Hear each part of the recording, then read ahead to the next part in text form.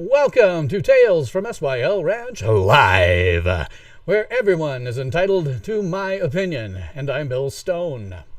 Well, tonight on Tales from SYL Ranch, I'm going to discuss a couple of things. To some extent, why the right and libertarians have uniformly become very enraged at the last couple of weeks. Sorry, I neglected to turn off everything but alarms, and now I've got an alarm going off. Pardon me.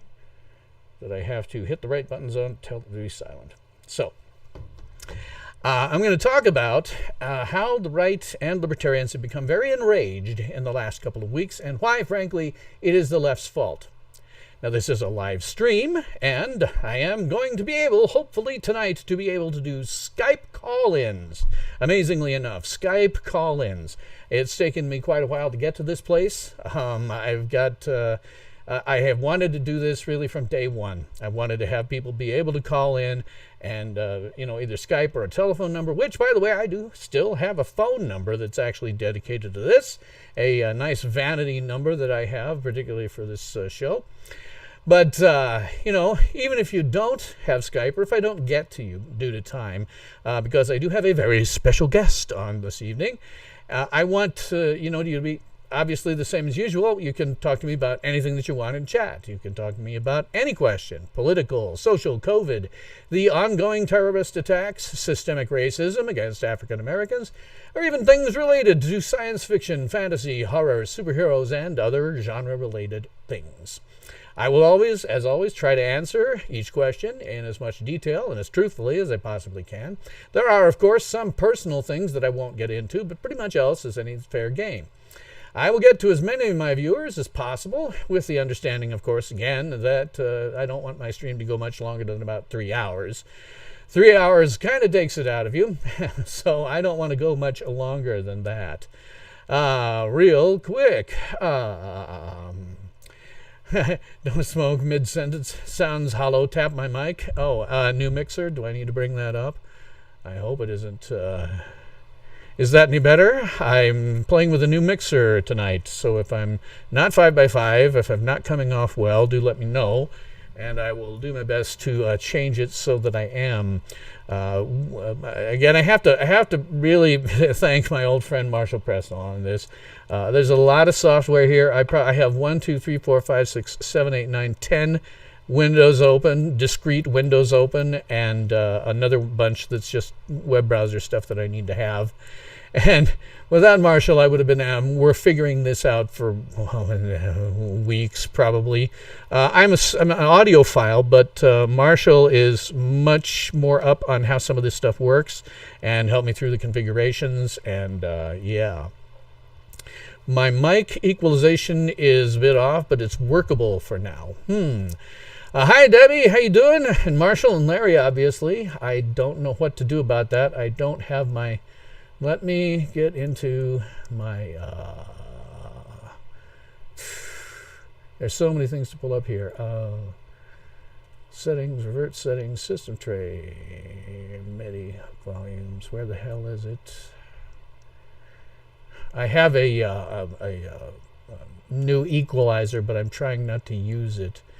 Where is my EQ? 15 band EQ. There we are. I will bypass the EQ and see if that doesn't make it better. I got some high end and pushed some of the low. Yeah, mic sounds too much like a live room. Is it any better now? I had been doing a little bit with my playing with my equalizer. I thought I had shut it off, but it's certainly possible that I didn't. There is a lot of stuff here to play with. I think I should cut some of the high end to push some of the low. I can do that just a little bit. Tell me if this is any better. Sounds like I'm in a bathroom. Well, that sucks. I'm not intending to do that. There's an echo setting here that I've got killed all the way down.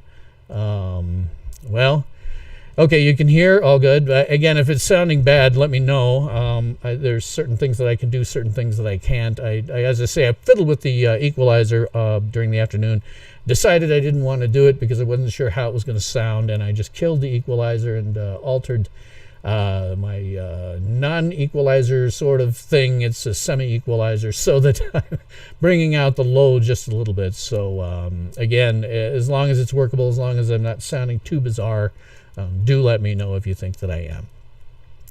Glance over here real quickly, see how many. I've got 3 concurrent viewers right now, so I think I'm going to just sort of take questions and basically. You can see here I've got an earpiece that I'm going to be putting in later. And just kind of ad lib here a bit until maybe you get a few more viewers. But again, ability to do Skype is a big deal for me. Again, something I've wanted to do from day one, but kind of hard to do when you're operating off of a computer that is circa 2014, I think. It predates my father's passing away. It's a piece of computing equipment that I got from him as a hand-me-down. That has now been completely retired in favor of my much nicer gaming laptop that can do, almost anything. And at the same time, I was thinking about using that old computer as a server. And then I realized, as a file server basically, and then I realized, hell, I can do that with a Raspberry Pi, especially the new Raspberry Pi 4s. They're really fast. And I'm probably going to get another one here pretty shortly as a really fast Raspberry Pi. They've got a new one with additional memory. It's because the memory on those, the RAM is kind of, everything is hardwired in. You can't really upgrade anything. But that's because the computer itself is only about this big. The case for the computer is 3 times the size of the computer itself. So yes, Chaz was chopped. Yes. Yeah, Marshall says this is an experimental test. So do expect the unexpected. I may well have some of that. Yes. Chaz being chopped. No more. Yay. Yeah. I don't. Well, here's what happened. Right. The mayor of Seattle. The protesters started going to her house and potentially putting her life in danger. And while she didn't care about how getting other people in danger or other people's property trampled on and like that, she decided that maybe coming to her own house was just too much. So even a Democrat had to go, well, okay, maybe it's time to shut them down. What does a fancy new Raspberry Pi cost? Marshall has a bunch of these, but I just went with one, and because I'm kind of lazy at this point, I'm not where I want to take everything and just build it all together. I got a regular kit for Raspberry Pi 4. I don't think it ran me any more than $60. Marshall's saying a 2 gig Pi 4 is about 35, a 4 gig around 55, 8 gig is around 75. So I mean less than $100 all told. Even if you buy them as non-kits where you're taking individual pieces. Original is about 35. Yeah, but the original, God, those new ones, the Pi 4s are so fast. They really are. They can do anything that a desktop can do at this point. They are starting to take the place of some servers. If you go to Amazon Web Services, they allow you to do virtualization on their own platforms. They now have platforms that are made up of Pis. I can't even imagine what the interior of their data centers look like. It must just be Pi after Pi after Pi after Pi. Of course, they're tiny. They're absolutely tiny, so you could fit a lot of them in a very small place. Marshall says, yeah, he was surprised they had the Pi 4 with only 2 gig for the older price. Run Linux on Pi? Yes, that's what you run on it usually, is some variation of Linux. I've forgotten which version I'm running. They have 2 or 3 of them. I think it's Raspbian, which is a version of the Debian operating system that's been ported over for the Raspberry Pi because they're totally different architectures. But the thing about using Raspbian is it means that you have just a ton of software. I mean, a ton of software. Office software, desktop software, web browsers, anything you want. It's all right there, and it's all very easily installable as everything is in Linux. It's a simple command that you can run as a it's apt space install space name of program. Wait 3 seconds. It's done. Linux is a very different animal. There's no There's no really downloading of software. You pull it in from pre-configured repositories, or repositories that you add yourself after the fact if it's some kind of specialty software. But for the most part, it's really, really easy. I much prefer Linux. I had considered taking my Windows 10 desktop that I'm using here and turning it into a Linux computer. But the thing is, it is very well balanced in terms of being designed for Windows 10. So instead, I do some things to make it look more like look and act a bit more like Windows XP, which frankly is, I think, the last user interface they had that I actually liked. The rest of them kind of sucked. So that's that's what I do with mine. But again, I thought about doing Linux, but I thought, I don't want to mess with this. It works very well with the software I've got, and as it turns out, I'd have to look the new voice software and stuff that I'm using right now may or may not be available on Linux. I don't know. I didn't look. It's all Windows for me, so it works out well.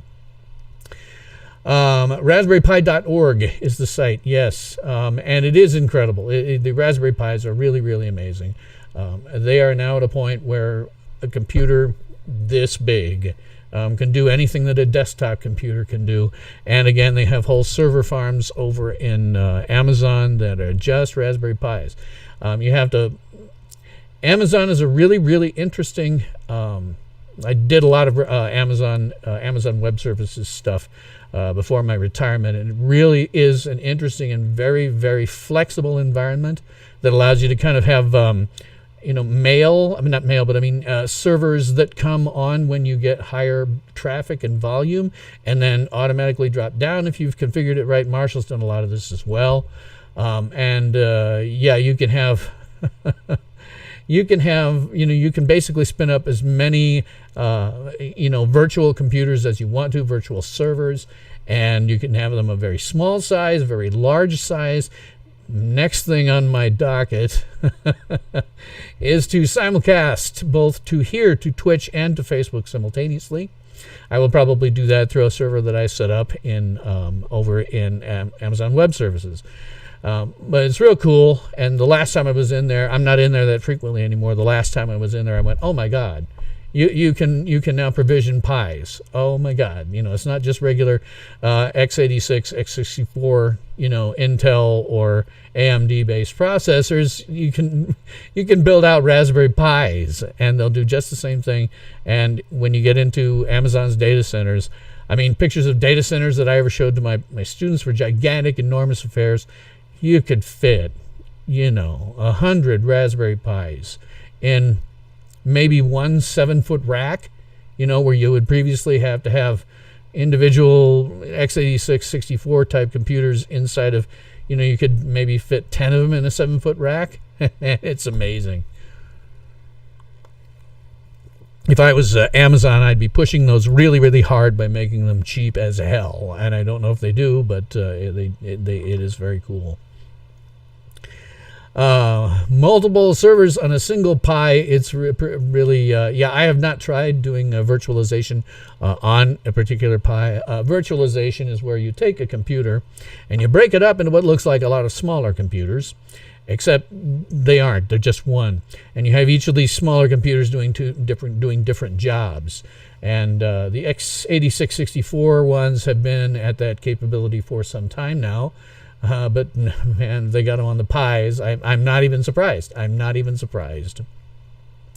Put a 20 terabyte file server with the Pi in an old Star Trek lunchbox. Yes, Marshall's been talking about doing that, or has. I'm not sure which.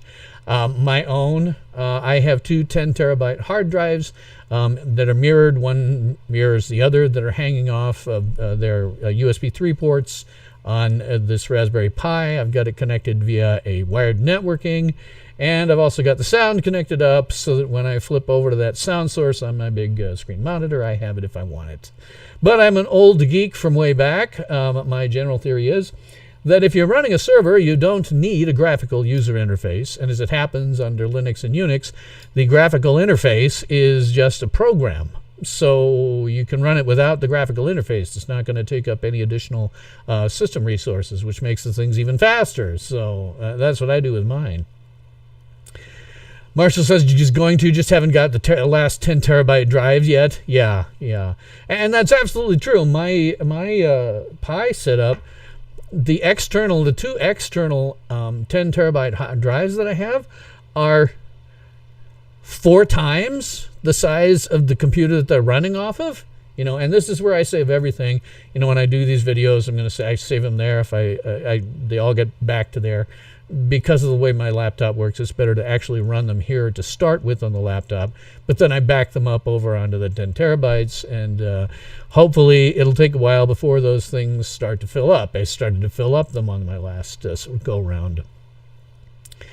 Let's see. Marshall says he's got 4 5 terabyte drives to equal 10 terabytes, 15 terabytes after rating. That just means that he's got 4 drives. They're going to be seriously backing up with each other. And when if something goes wrong, basically you'll never lose anything. The way I do things is a lot sort of cheaper and easier to do. But it doesn't matter for the purposes I'm using it. Marshall's very much into doing things with hardware, and it's better for him. For me, it's simple.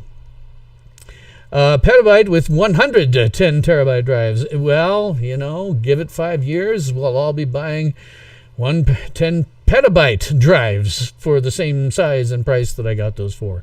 I usually try to aim the price when I'm getting hard drives generally less than $200. But they get bigger and bigger, and every time I go to look at them, they got cheaper, and it's just rather amazing. So I'm going to talk about something here. There's a point of view here about some stuff going on that I think is kind of unique. I don't see anyone else who's got my particular take on this piece of current events.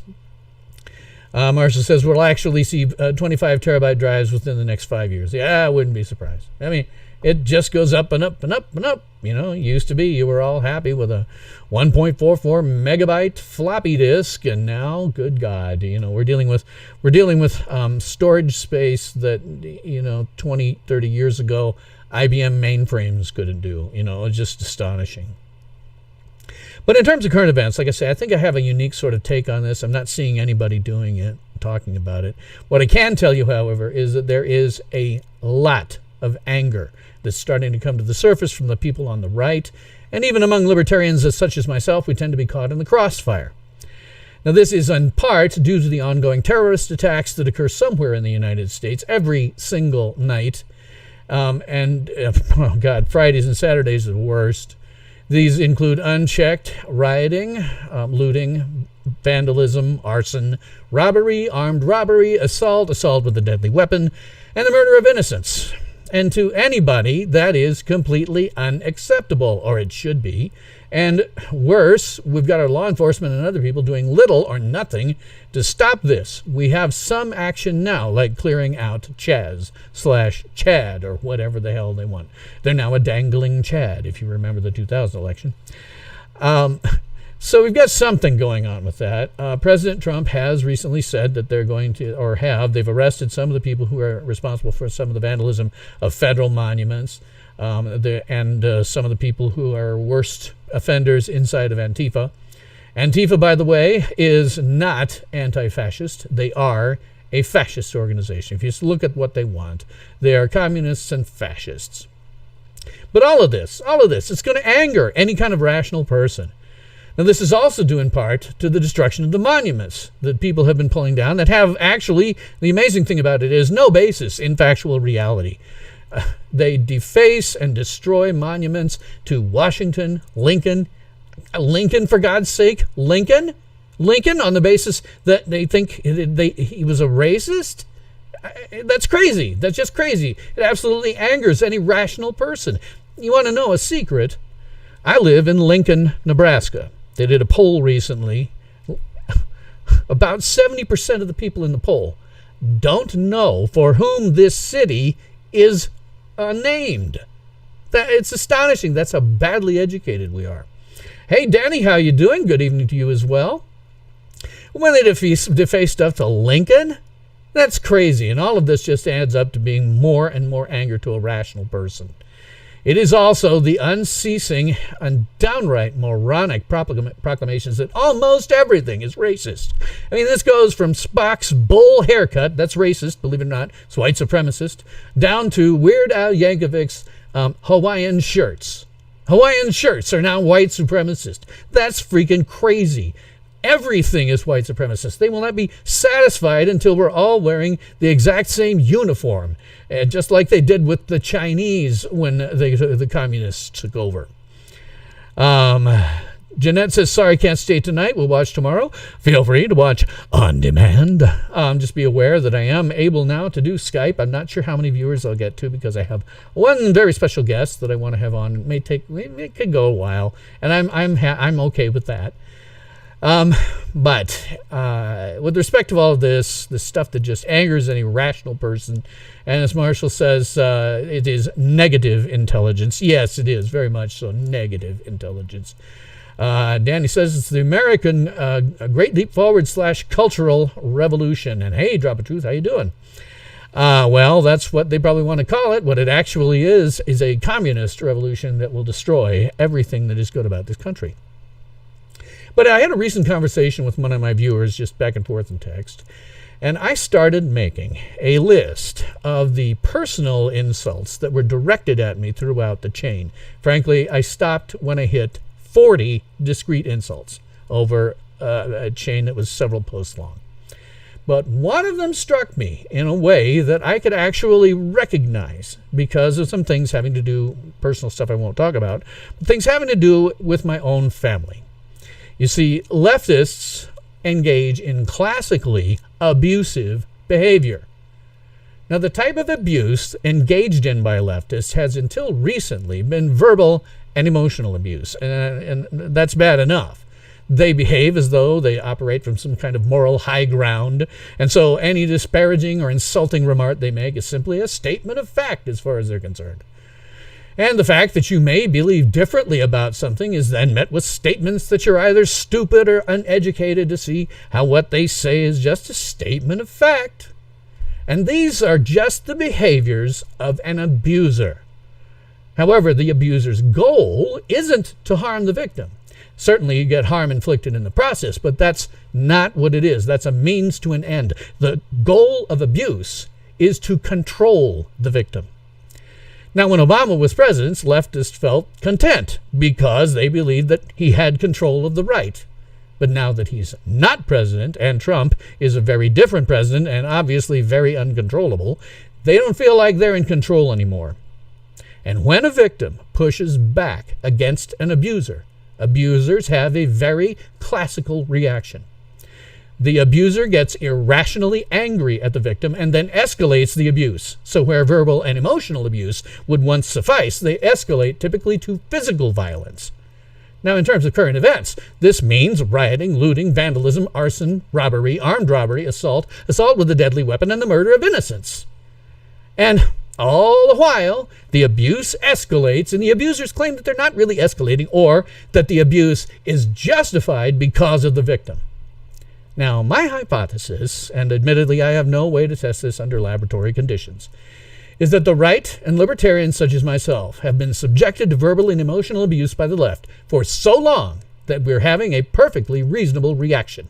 We're getting really, really pissed off. And why should we not? I myself am legitimately now very angry at being abused. I find myself being accused of things that I had no part in, lumped in with racists and Nazis and white supremacists, and told that if I believe anything other than what I'm told, I'm either stupid, uneducated, or a pox on society. I reached a severe level of anger about a week ago, which frankly was a bit later than most of the people on the right, and I am sick of it. I am sick and tired of being called names. I'm sick and tired of watching monuments being destroyed by rampaging mobs of terrorists. I am sick of the escalation to physical abuse. I am sick of being abused, and I will no longer be the target of it. And neither will other libertarians and people on the right. I dislike, frankly, being sort of lumped in with the right. But the fact is, we both had the same legitimate anger. Now, there is a tip-over point. And I am just plain sick of it all. And we are rapidly approaching this tip-over point. with the escalating of the abuse to physical violence, we're entering an arena in which, unless they are in a codependent relationship, victims will no longer tolerate the abuse. We are now in a situation in which abusers are violent, our governments are doing little to nothing to stop it, and the victims will no longer tolerate it. The victims are consequently arming themselves in order to protect themselves from physical abuse. And this, my friends, is a recipe for civil war. On July 4th, 2 days from today, I will probably be holding an impromptu live stream. And this is because I expect the abuse from the left to escalate it even further, because the victims are pushing back, and nothing enrages an abuser more than having the victim pushed back, and they are becoming enraged beyond any capacity for rational thought. And there is every possibility that since all the wanton violence that I've mentioned hasn't controlled their victims, the abusers will escalate to widespread chaos and murder on July 4th. The left detests the United States, frankly, anyone left of Che Guevara, and they detest anyone who would stand up for the ideals of the United States. They are enraged because none of their abusive tactics have worked so far.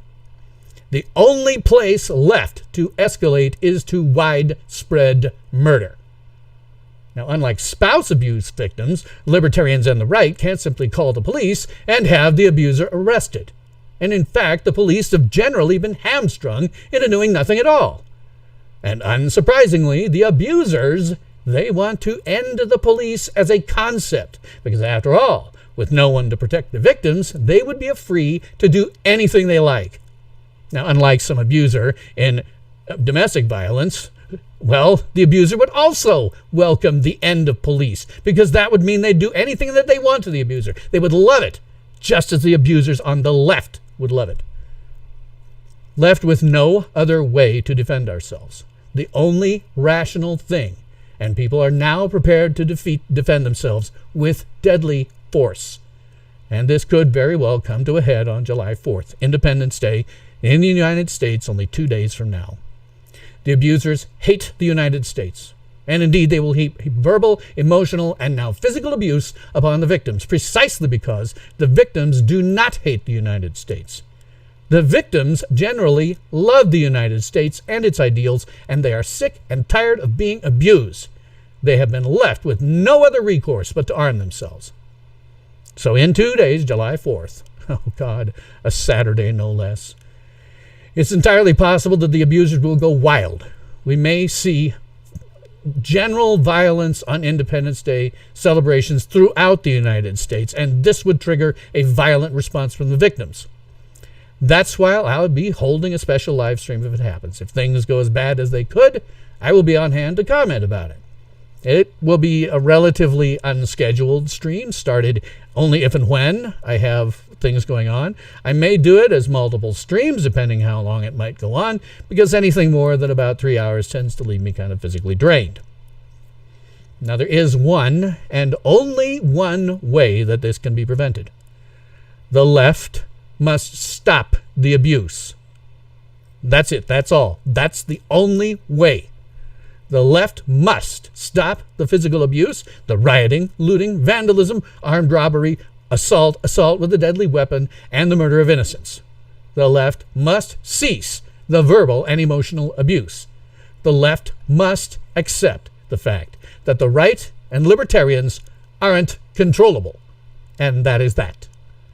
The left must stop the abuse, and it is as simple as that. Well, let's go and see what my things go here. Go back up here a bit. T-shirt design, why should I care? Hang on a second here. Super Cruise 63 asks, are bolo ties racist? Well, hell, they probably will be declared racist at some point. Anything I'm wearing could be racist. You have to get whatever the hell approved apparel that they have. Who the hell knows? Which I assume is all black and masks. Then they'll be happy. Let's see. I know you're kidding, Super Cruise 63. And you know, it would be nice if you actually were kidding, but God only knows, when you say, oh, Spock's haircut is racist. Hawaiian shirts are racist. I mean, who the hell knows? It's everything. Every other week you come out with something new where the press says, oh, this is now tied to white supremacy. No, it's not, you jerks. You're a-holes. Let's see. Dropper 2 says, I think a good T-shirt design would be Why Should I Care? Presented it on my Twitter yesterday, my time. That's not a bad idea. I've got some merch. You can see it if you go to my website. I usually do a plug for one of them, but I now have several. If you go to my website, sylranch.tv/donate, you can see some of the stuff that I'm now selling on Teespring. Unfortunately, I can't put it in here. You have to have X number of users before YouTube will allow you to put in some of the stuff you see for Teespring. But you can always go to my site and find it.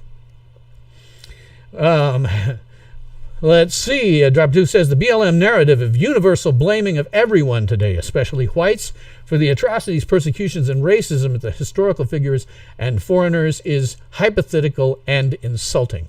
It's hypothetical, insulting, and frankly, it has no basis in factual reality, in terms of historical reality.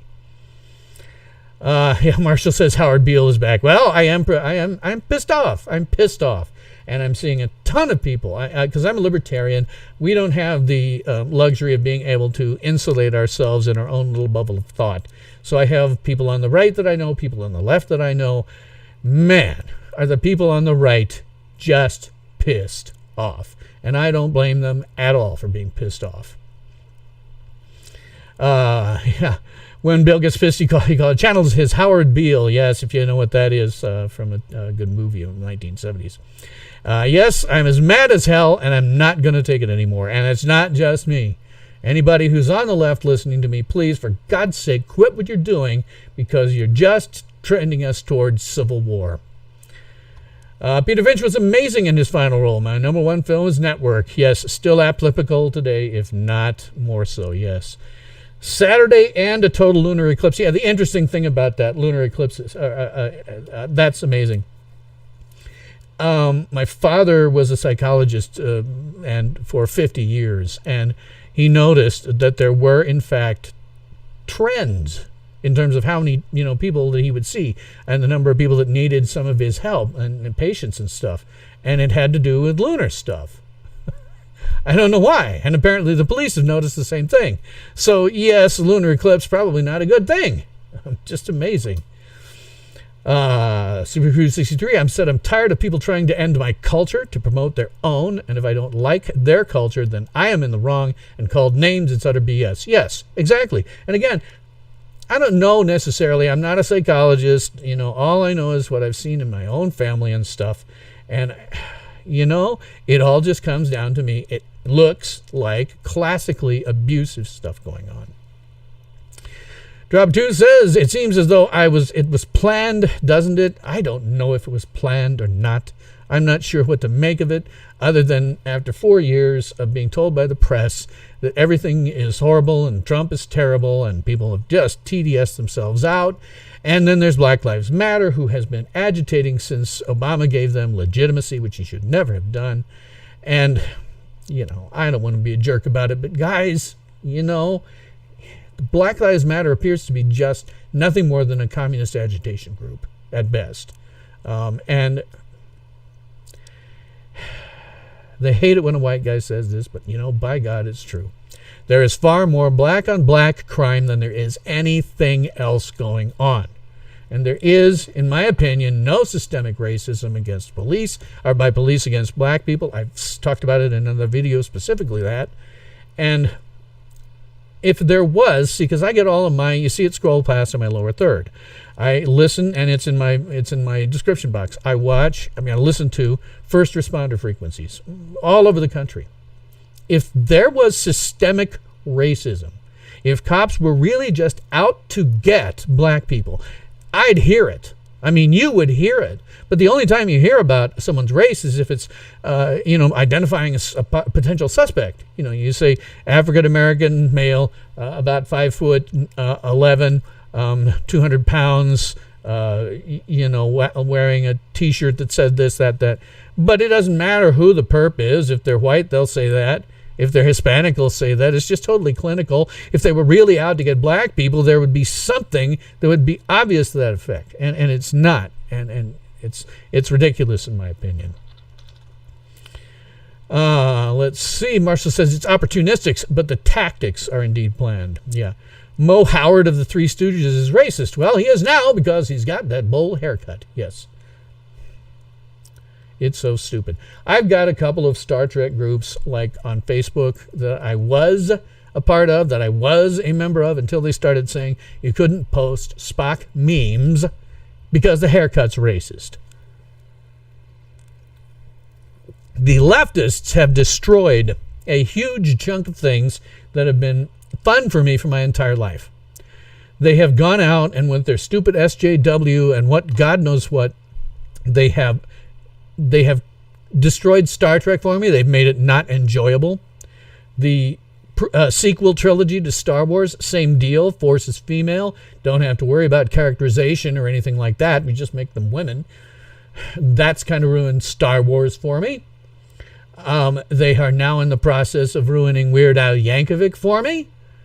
About the only thing left is my enjoyment of Shania Twain and orchestral film scores. But I'm this close from expecting them to label John Williams as racist.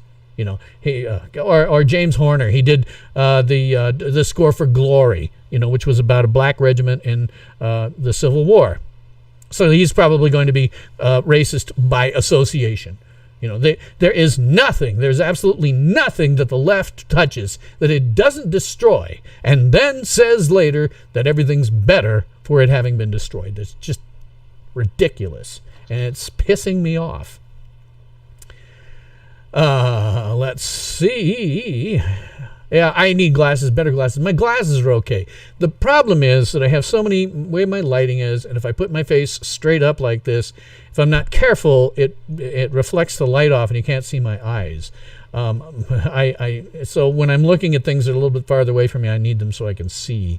But the glasses are fine. I can't really get contacts anymore because I have bifocals. Maybe they do that with contacts now. I don't know. But I was never that thrilled with contacts anyway. So you will see me with glasses more and more often the older I get.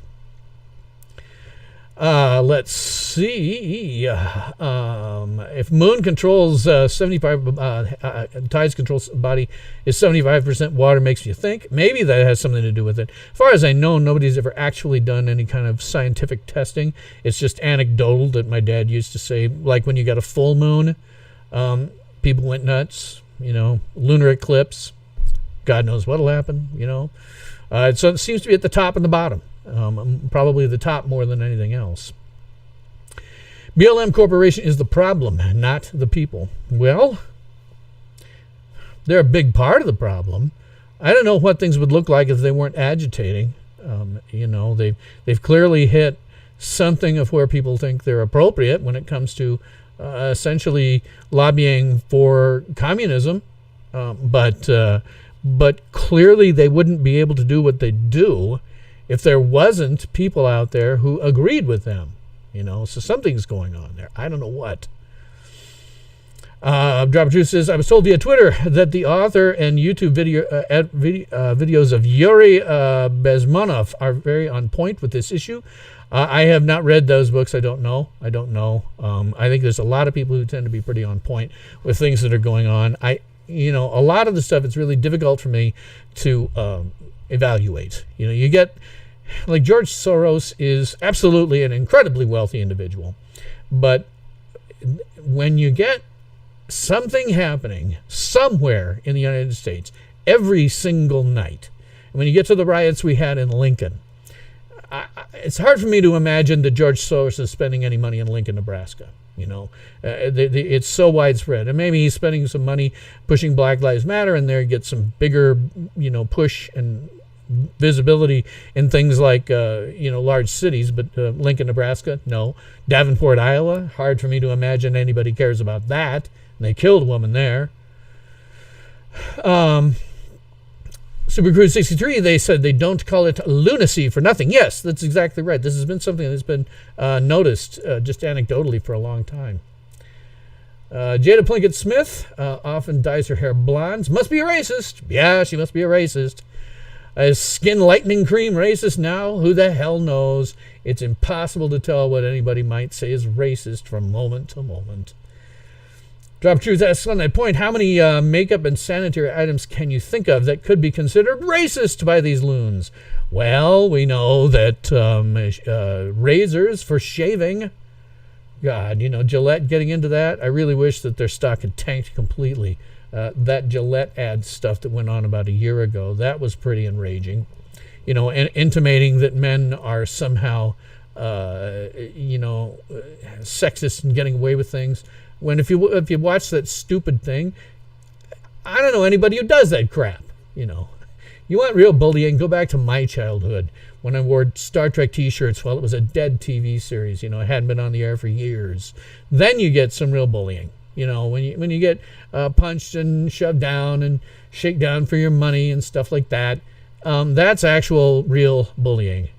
I've experienced it. So when they go on about this crap and all that, I'm just like, no, it's not real.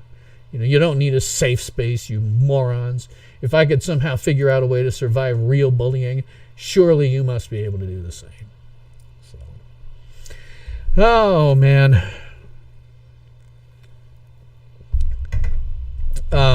You asked me that too in Twitter, Drop Truth. Do ringing phones have to be answered?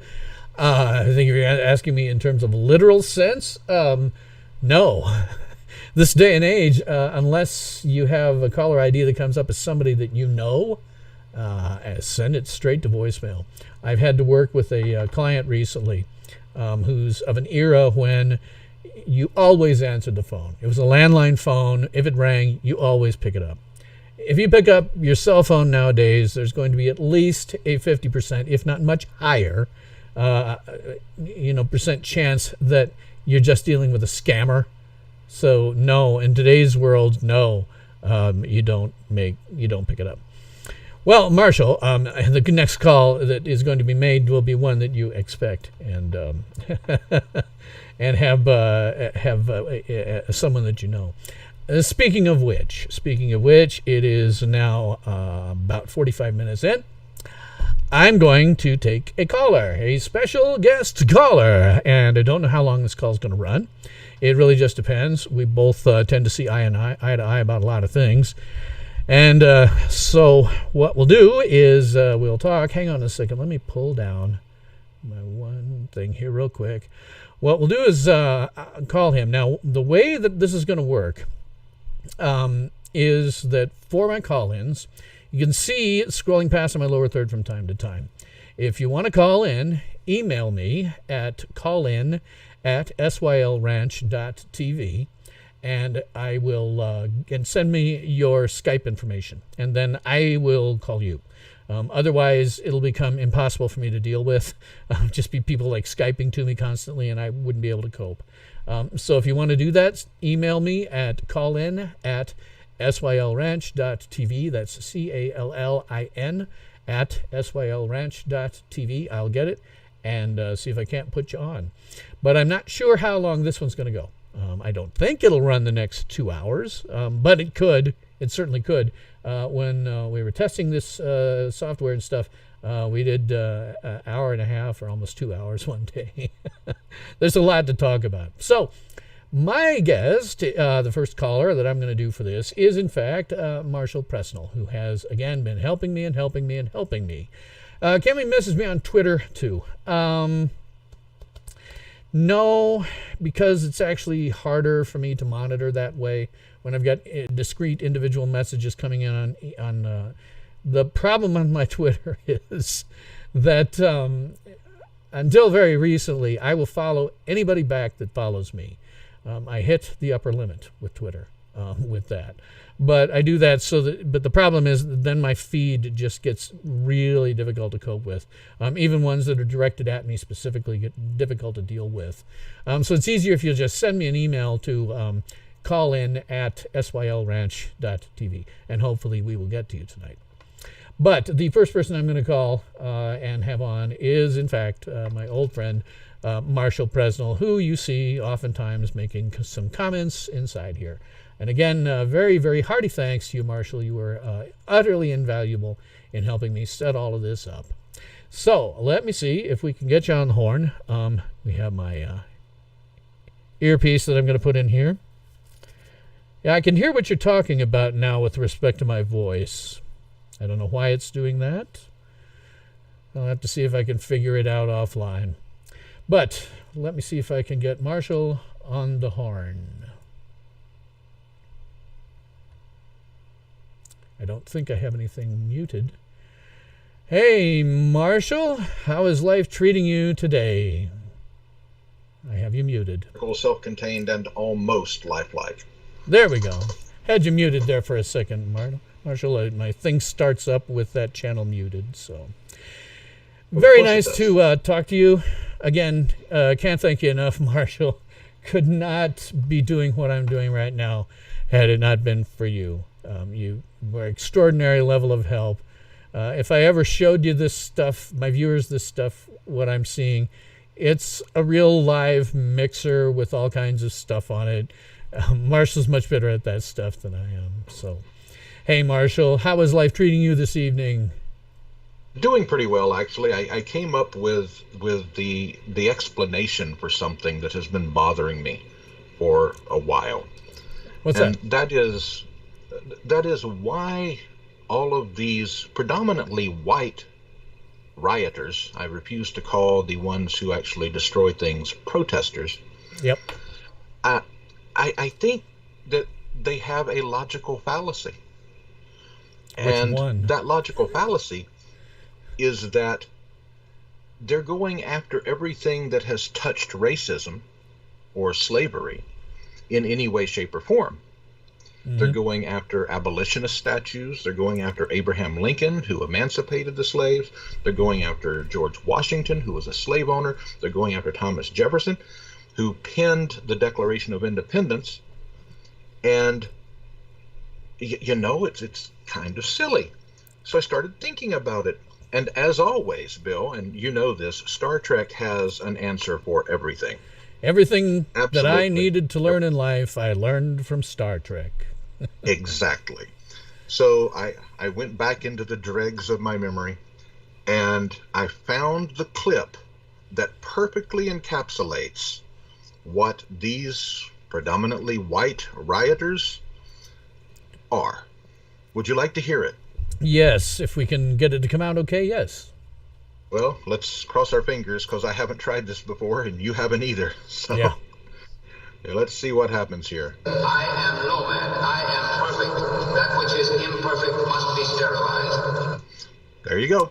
I don't know how that came out to my viewers. For me, it was a little difficult to understand, but basically it's the old original series Star Trek episode The Changeling, where they encounter Nomad, and Nomad has kind of gotten a little screwed up from a collision in deep space with Tan-Ru, another probe that was supposed to find biological samples and sterilize them.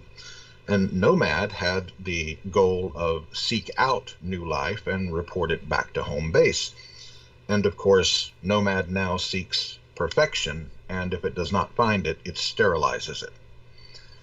Yep. And if you think about that, that's a logical fallacy.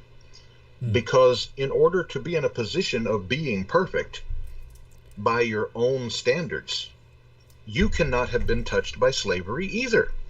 Right. Yet everyone is. And how do you say everyone is? Because they say this line: if you are white, you have been touched by slavery, and you carry that sin. Therefore, should they not simply vanish into a puff of logic? It's like, okay, you're white guys, you're white rioters, you were born with the original sin of having to deal with slavery, and then you're saying anything that was touched by slavery must be destroyed. Start with yourselves, dude. Well, that's how come Kirk was able to out-logic it. Exactly. Yeah, it's just utterly ridiculous on so many levels, because, like you say, even if you're descended of slaves, That means you were touched by slavery yourself. The ones where they're going after Lincoln, that just really surprises me. How dim-witted do you have to be? Do you not understand there was a whole freaking war that he fought over this? Yeah. Well, that's not important to them. He was touched by slavery. He was a racist. He was a terrible, evil, bad, vile man. He was white.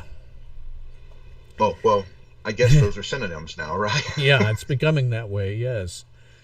But here's the interesting thing, is if you take their position, and by there I'm talking about the predominantly white rioters who want to destroy history, their presumption is that everything is perfect from the beginning.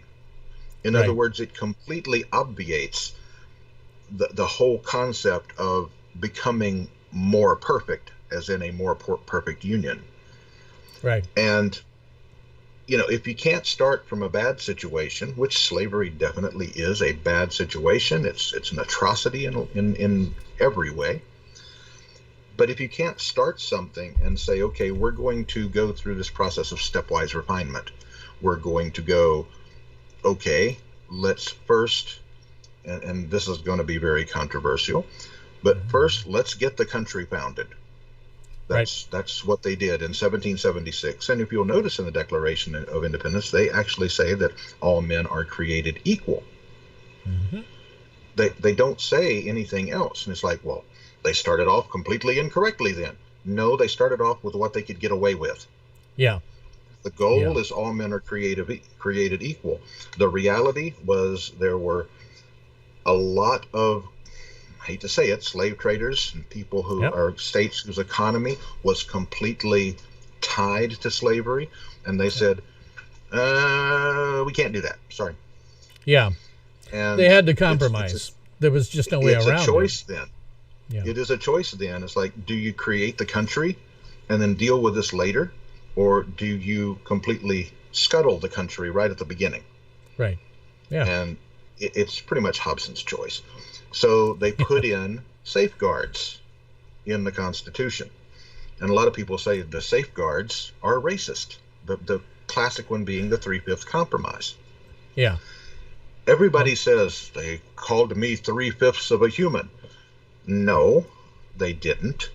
What they did was took power away from the slaveholding states by reducing their representation in Congress. Right. Think about it. Okay, if you're a slave, you can't vote.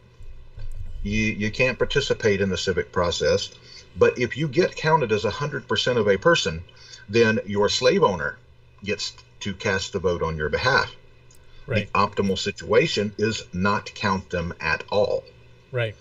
And when the North put forth that idea during the Constitutional Convention, the South basically raised holy hell. Right. And they started compromising. And finally they went, okay, for purposes of enumeration for Congress, here is how we're going to count people. And they counted everything except the people they talked about. Everybody else was 3/5. Right. And you know, the people aren't taught this. They're taught, I was told I was 3/5 of a human. Right. Well, that's bullshit. I mean, I hate to say it, it's just bullshit. Yeah. And another compromise they made was to delay for 20 years any revocation of the Fugitive Slave Act, which was in the Constitution at the time. Right. And, okay, that was horrific in my opinion. But it's like, you got to get the job done. Right. Yeah. So in 1808, you know, they basically repealed the Fugitive Slave Act, and a lot of things changed at that point. Yep. And then that set the stage for, you know, the three critical amendments that gave blacks the right to vote, gave blacks full citizenship, et cetera, et cetera. Actually, it's slaves, not blacks. Right. But you know, we fix the United States via a process of what's called stepwise refinement. You make a step. Right. You check to see that that's going to work right. Okay, that worked right. Now you take another step. But the funniest thing about this, Bill, the one thing that just blows my noodle is that for some reason, I do not understand why, is they fail to notice that the biggest group of people arrayed against them, in other words, arrayed for slavery, was the Democrats. Yeah. Yep. I don't get it. Well, that part of it, I think I can actually understand. What happened, I think, my political memory begins with Richard Nixon. And what happened with Nixon was that he was so thoroughly discredited that they could look at Republicans for up until the present day and say, okay, Republicans are sleazy and awful and horrible because of Nixon. That's why the Democrats will always fall in line with one of their members that is shady or doing something they shouldn't, because they learned the lesson that if you let one of your bigger members get into serious trouble, it is going to taint your entire party for generations, which is exactly what happened. And of course, the press has been against Republicans since forever. I think, I think that with the, I forgot what my train of thought went and derailed in a massive explosive fashion that you never see in GTA 5. But I think they just learned that lesson. They discovered that, oh, hey, wait, it was the press.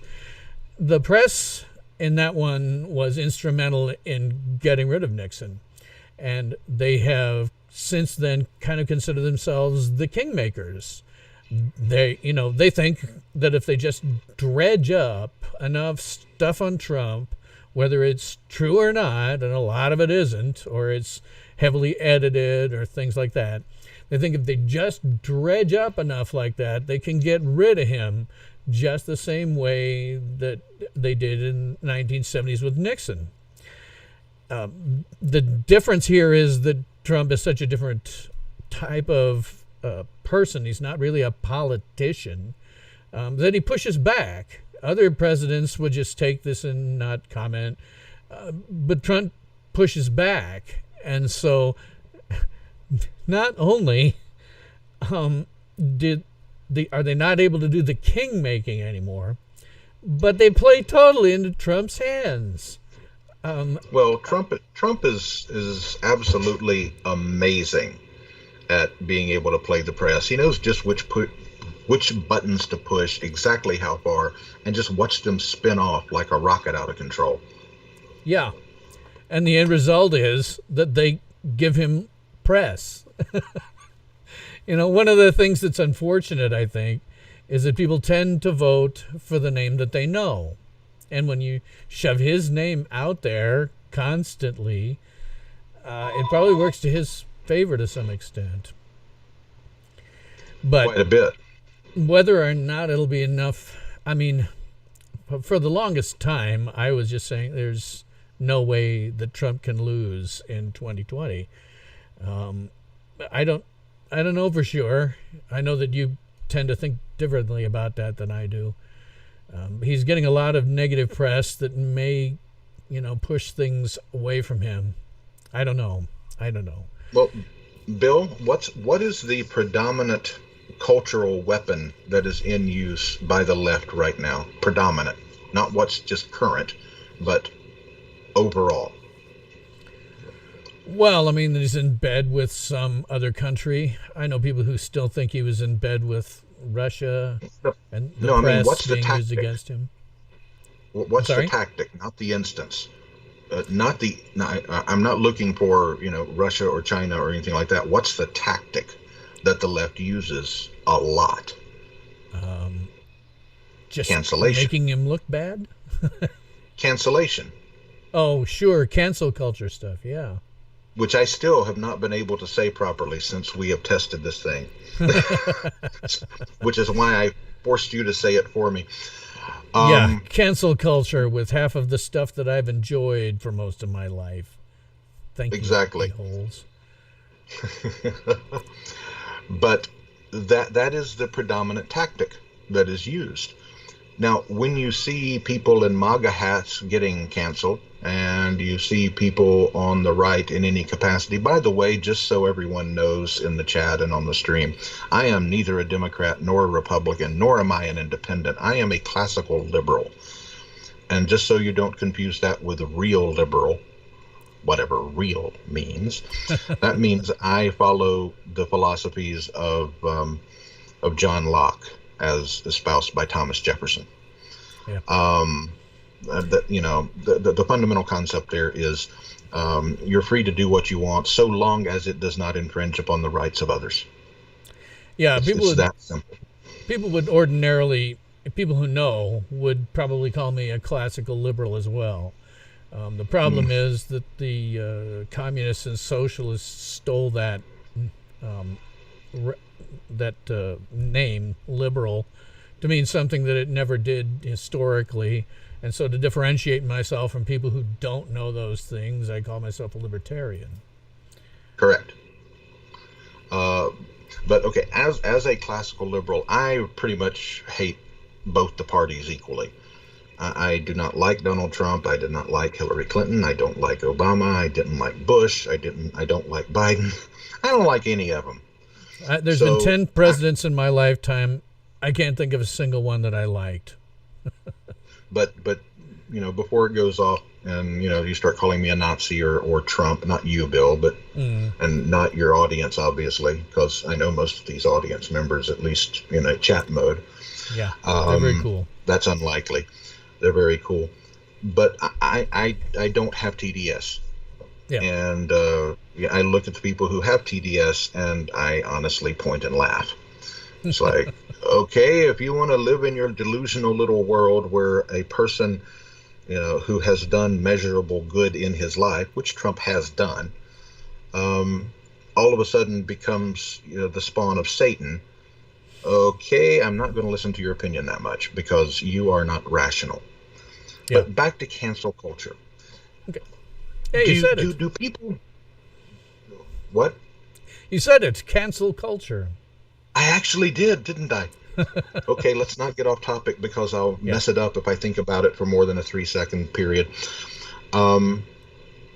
So all of these people who are actually on the Republican side of the fence or the right side of the fence are looking at multiple news sources, and they're seeing cancellation after cancellation after cancellation after cancellation, and then going after, for God's sakes, Elmer Fudd, to get his guns gone. And Star Trek, you can't have memes about Spock because it's racist. And Roseanne Barr, or whoever, and they're seeing this and they're going like, and people losing their jobs like Brandon Ike from Mozilla, because they participated in the civic process and they gave money to a cause that they felt passionate about, just like the left does. Yep. And in response, they get canceled. They get fired. They get erased from history. It's very communist if you think about it. Very, yes. But they see this, and now some Yahoo comes along saying, "Hi, I'm from Gallup, and we'd like you to answer a poll question or two for us." And they get around to, who are you going to vote for in the next election? How do these people answer? Well, if they say Trump and the guy isn't, go ahead. Yeah, you're going to say to the pollsters that you're going to vote for Biden, just to make sure that you don't get canceled. Or what? Or you're not going to vote. Yeah. Basically, you lie. It's a defense tactic. Yep. So I do believe there is not a silent majority, but something even more insidious out there, a lying, conniving majority. And they are shanghaiing the polls right now. They're doing it deliberately because they fear cancellation. Why do I say this? Because if you look at Trump's approval ratings in specific areas, he's still doing incredibly good numbers. Yeah. Yeah. Why is he doing incredibly good numbers and yet losing in the overall poll? If you look at his approval among blacks, the latest thing I saw from Rasmussen was almost 40%. Really? 40%. 40%. Now That's this unlike is any other approval. president in history. This is approval. This is not I'm going to vote for him. If you look Mm. at the I'm going to vote for him, he's down like 3%. How can that possibly be? Yeah. Yeah. How can it be? Well, and there You know, still is that walk away movement, where African Americans are trying to convince other African Americans that the Democrats haven't done anything for them in the last, well, since before I was born. well, Exactly how. that's the Well, go ahead. Blexit movement. Candace Owens was Yeah. really helpful in that one. Then there's the other one, the walkaway movement, Hmm. which is basically it's center to center right. I'm sorry, center to center left Democrats who are looking at what has taken over their party and going, we don't want anything to do with that. Yeah. Which I think that's the rational move at this point. Yeah. Well, I mean, the Democratic Party has become something that Democrats 100 years ago would never recognize. I mean, as socialist as he tended to be, FDR would not recognize this. And I think he'd probably would say, no, this is kind of too much like what Stalin's doing. We're not done up to killing people yet, but that party is so crazy. It's just crazy. And it's unfortunate Oh, because we need at least two parties. I would like to see a lot more, but we need at least two parties because otherwise one completely dominates and maybe they've got a crappy idea. Or if the Democrats dominate, God knows what they'll do, aside from screwing everything up. they're very good at that, Bill. In fact, if you look at the gold standard, FDR, Mm-hmm. the savior of America, let's remember the other nice things he did, like inter the Japanese for how many Yep. years? Over Yep. over 100,000 Yep. Japanese Americans. Mm-hmm. He just put them in cages, sold off Yep. their assets.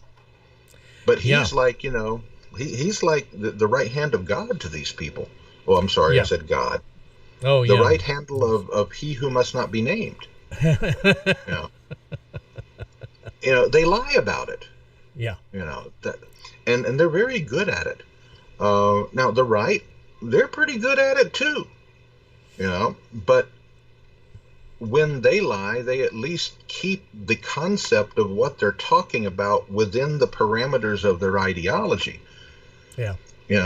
What FDR did was say, look, here's a group of people. They're all of this race. Let's put them in a cage. Yeah. Okay. How does that flow along with your democratic principles? Oh, it doesn't? Yeah. What the hell are you doing? Well, not a lot of And then they people say, know, but that no press articles were allowed anywhere that weren't censored. correct. First Amendment, where does that fall into line? Yeah, no, he was Well, a far more socialist guy than most people are aware of.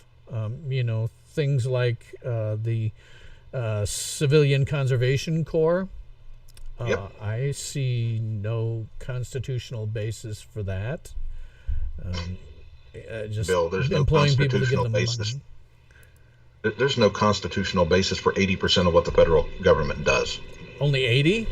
I always like Uh, 99.999999999. No, they do Repeating. have to deal with the military. They do have to have the State Department. They do have to have interstate commerce department. They do have to have those things because that is within the enumerated powers. Right. But they've taken the welfare, all of the enabling legislation, and they've sort of figured out how Well, we can make it kind of associated with the military, or kind of associated with commerce, or kind of associated with the post Yeah. office. Um, Interstate yeah, Commerce Clause is the one that's just badly misused all the time. They put things under interstate commerce that have nothing to do with it. Interstate commerce actually meant that they were going to make sure that, like, states didn't tax between states, things like correct. that. It was never intended to do things like any kind of minimum wage, which is what Nope. they put that under.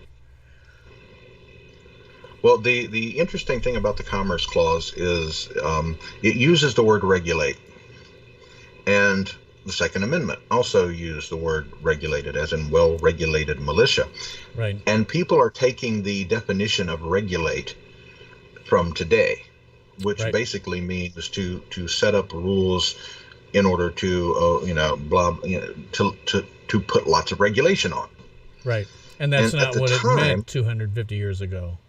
no, at the time, the word regulate meant to make it function properly.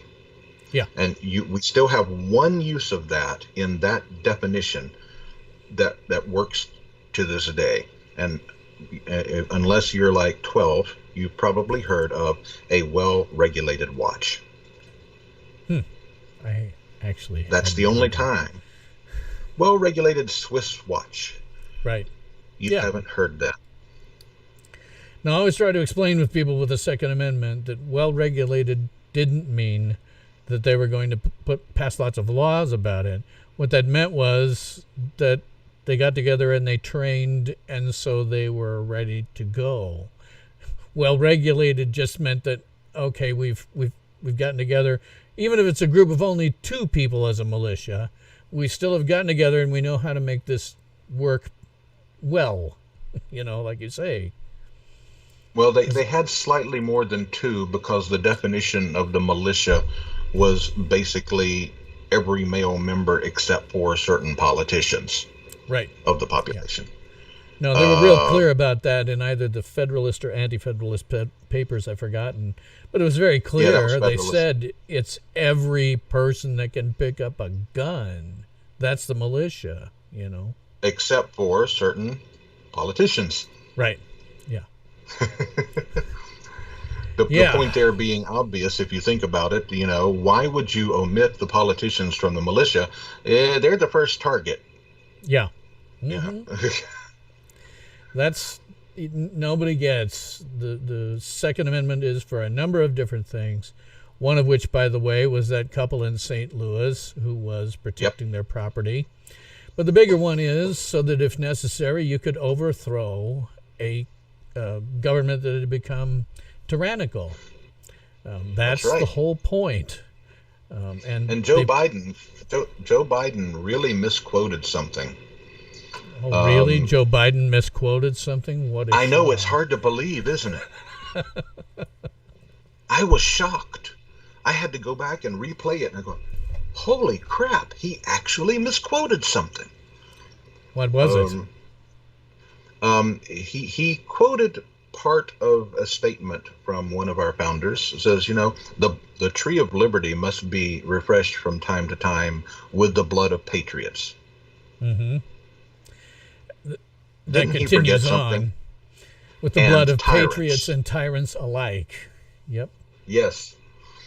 Odd how he forgot that one. Oh, I'm Yeah. sorry. It wasn't the. I don't know the thing. The blood of patriots and the thing. Yeah. Yeah. Can you imagine historians 200 years from today looking at Biden and going, the man can't talk. Why did people vote for him? Not why didn't he win? Why did anyone cast their vote for him? He should get 2 votes. Biden and his wife. I continue to think, it was one thing when he was younger and he could talk to some extent. He's never He was been very great. Racist. I'm sorry? Yes, and very racist. Yeah, I know. Yeah, you can find all Maybe kinds of maybe racist he things that swapped say. in the 60s too. Yeah, yeah. Yeah. But no, It's I Go ahead. mean, I mean, I get where the press is really, really against Trump, and that might operate against him. But God, you get, Trump and Biden in a debate. The guy can't put a sentence together. It's I just ridiculous. I sorely want to go out and have enough money to buy the broadcast rights for the debate because I'm going to put it up on pay-per-view and I will make billions on the replays alone because it's going to be like Muhammad Ali versus a 3-year-old. Yeah, I, I, I was I, I was looking at Hillary Clinton, as corrupt as I think she is. She still had her faculties. She'd been in politics since forever. She'd been able to cover up all kinds of stuff that her husband did pretty successfully for a long time, for years and years before they got to the presidency. And she had all of her wits about her. She didn't have the slightest bit of charisma, which is pretty important, in fact. And she came off, I think, with everybody as a complete bitch. But Trump went in there and pretty much went against her. You get Biden in there, but he be talking like me just now. can you hear me now? Yeah, I can hear you. No, you. No, Oh, yeah, yeah. Oh, by the way, Bill, we've ignored the chat. We've Yeah. just been going. Let me have a look Maybe here. we better catch up here. Yep. Okay, what do we got Well, let's see. here? If BLM become a political party, they'll siphon off Democrats' votes, won't they? Maybe. I don't know that they'll actually. See, most people don't know about becoming another political party. I know because as a libertarian, at one point, I was dumb enough to get involved in that side, the Libertarian Party side of it. And it's really hard to get on the ballot. It's really, really hard. The Democrats and Ballot access Republicans, is damn near impossible. yeah, the Democrats and the Republicans have structured things such that they are automatically on the ballot.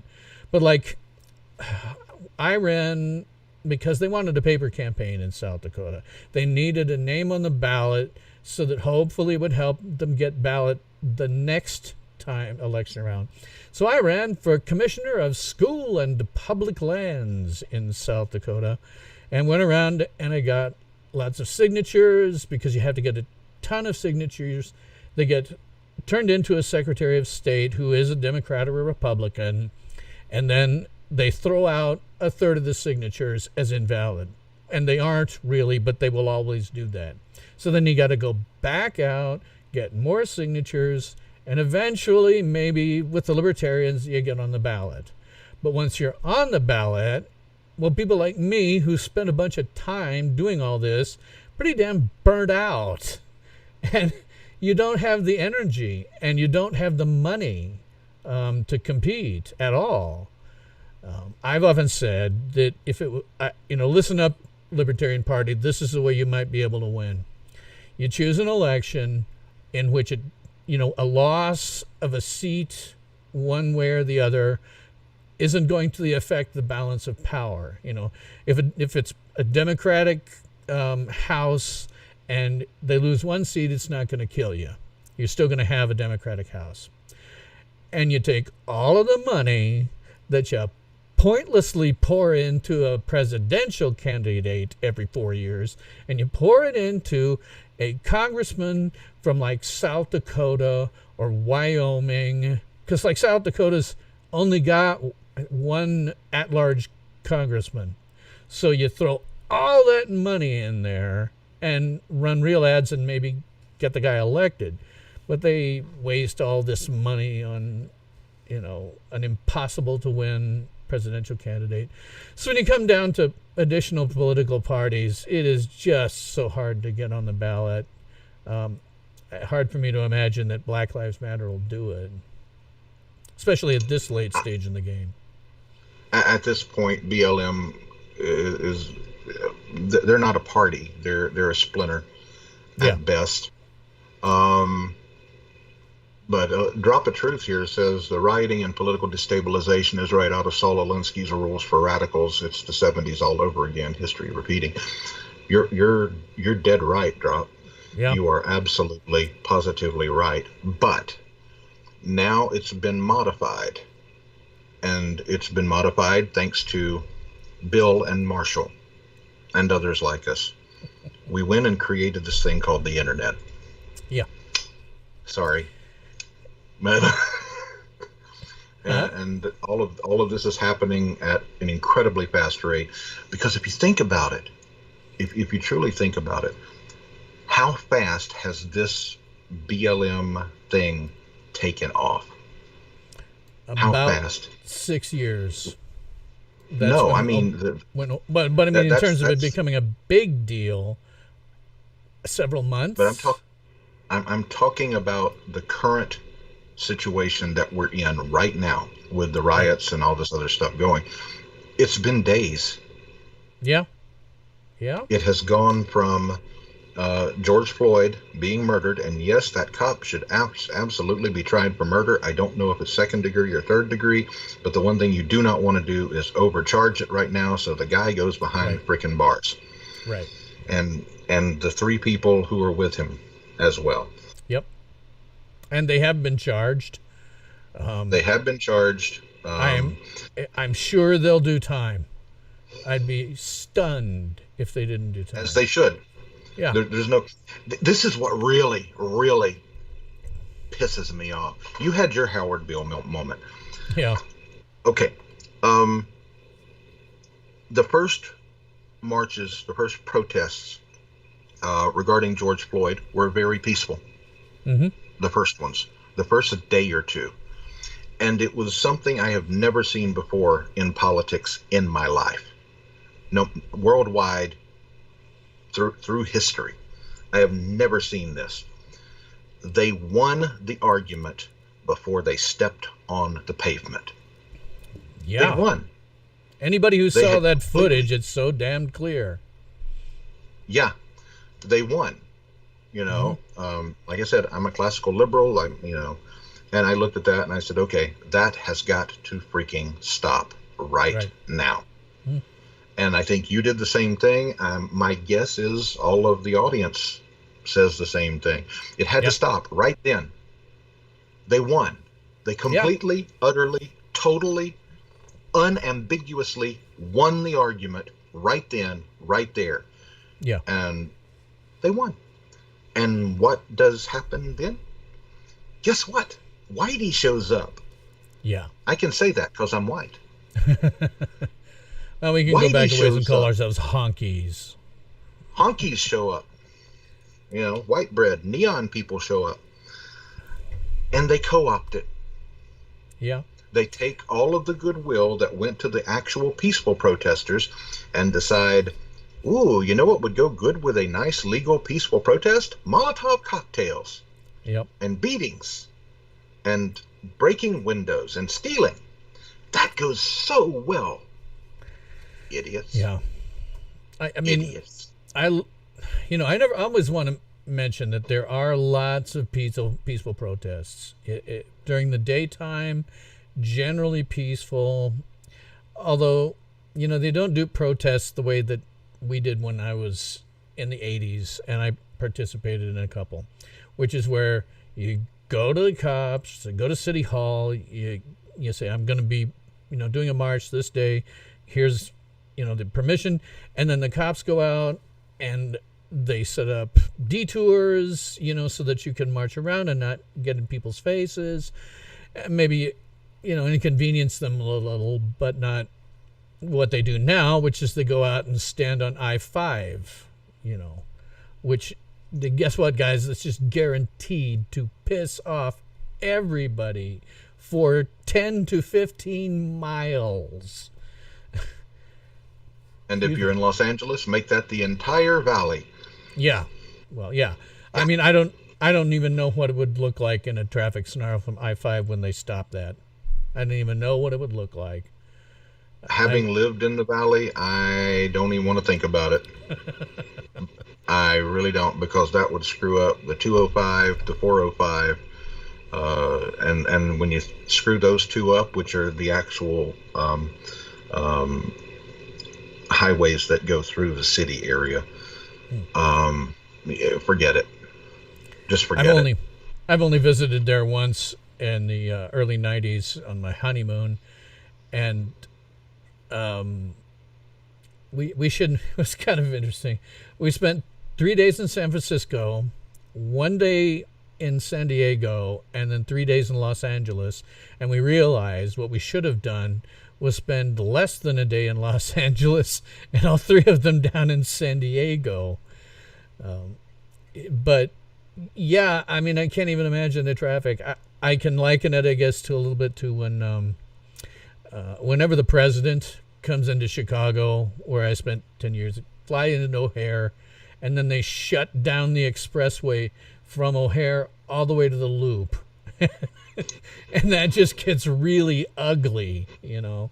Yeah. It happens infrequently enough, probably more when Obama was president, but it happens infrequently enough that people will, okay, whatever. But, you know, it was a nightmare. I had to drive those a couple of times. It was a complete nightmare. Let me look here. Hell. I'm sorry? It's hell. Let me look down at the chat here. Drop 2 says, the 9 most terrifying words in the English language are, I'm from the government and I'm here to help. Yeah, Reagan said that, but it was said before that. It's very, very old. I'm not sure who originated it, but I know it had been said, like stand-up stuff and comedy pieces before that. Drop Truth also says, I blocked Real Candace O and PragerU on Twitter. The amount of bile and vitriol I got from the left's ideologues was overwhelming. Yeah. Oh, drop. Bad move, dude. Get in there and fight with them. I'm serious. If nobody fights back, they're just going to roll over everything. Yep, which they're doing. Quite literally, they will. And you can get them to disengage by forcing them to face their own hypocrisy. You know, well, I guess it had either that or they'll block you, which serves the same purpose. I had that one ongoing conversation with a viewer whom I won't name, but there was no getting through it. You know, no matter what I said, it was misconstrued, and I was called names and associated with stuff, and I saw behavior that could really only be termed sort of passive aggressive, and there was no getting through to him. There was no getting through to him at all.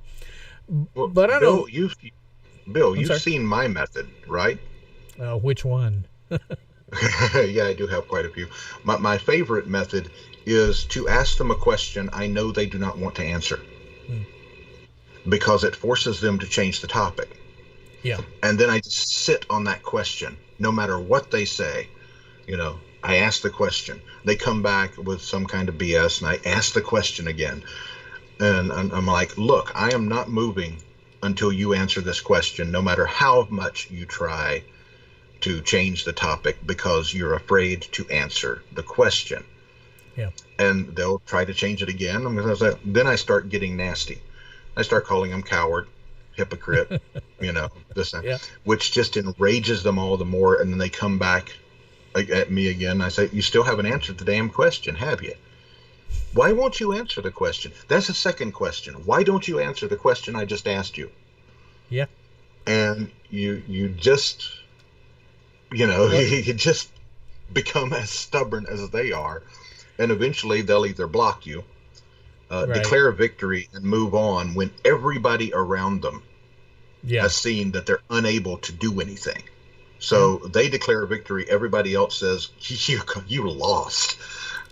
So what Most people don't know. Marshall and I have been friends for so long. It's at least 30 years now. What most people don't know. 1984? I'm sorry? 94? 1984? No, 84. Because that was Well, that was Trek time. it was around the time that Star Trek The Next Generation was first That was 88. airing. Yeah. And it was And probably a we little knew each before that, other like I said. before that. Yeah, because we had Trek going on FidoNet. Yep. And somehow I got elected moderator, and they wouldn't unelect me, the bastards. Remember how I got out of that? No. I finally said, look, I'm leaving. I'm going away. If you elect me moderator, there'll be no moderator. I was, Marshall made me, this is how long we go back. There were so many people on that. It was hundreds worldwide, and he couldn't do it by himself. So for a while. Nodes. I'm sorry? Hundreds of nodes. There were like 40 or 50,000 regular people who were watching that. Right. And some of them, by the way, were with the Star Trek The Next Generation cast and crew who were lurking. But for a while, I was a vice moderator on that. And Marshall had said, my God, I can't do this by myself. And he got 2 or 3 of us to vice moderate. What most people don't know is Marshall and I both cut our teeth. And decades later, I'm always amazed that I have to say that one good thing came out of this one guy who was James Dixon. Yes, James Dixon. A very intelligent guy, knew a lot about Star Trek, in terms of novels and comics and stuff, probably more than the average person knew, and there was a lot in that group. But if he decided that he didn't agree with you, he could not agree to disagree. He would keep at you and at you and at you, and even if you said, fine, I'm giving up, he'd keep at you until such time as you would admit publicly that, by God, he was the better man. And he would antagonize the vice moderators. He would do things that the moderators would tell him to stop doing. But the weird part about it is, all these years later, I have to say that the guy made it much easier for me to deal with these a-holes on the internet, because with him, I got to the point where I just didn't care what these nameless, faceless strangers that I never were going to meet have to say about me. And at the same time, he made me a much better writer. You had to be very specific with him and could not do anything that might be coming off as you trying to have a joke with him. He didn't understand any of that. So when Marshall talks about just saying, I'm going to stick with this and not let you move, we've got about 40 years experience from him sticking with it and not moving, And it infuriates your opposition. Yep.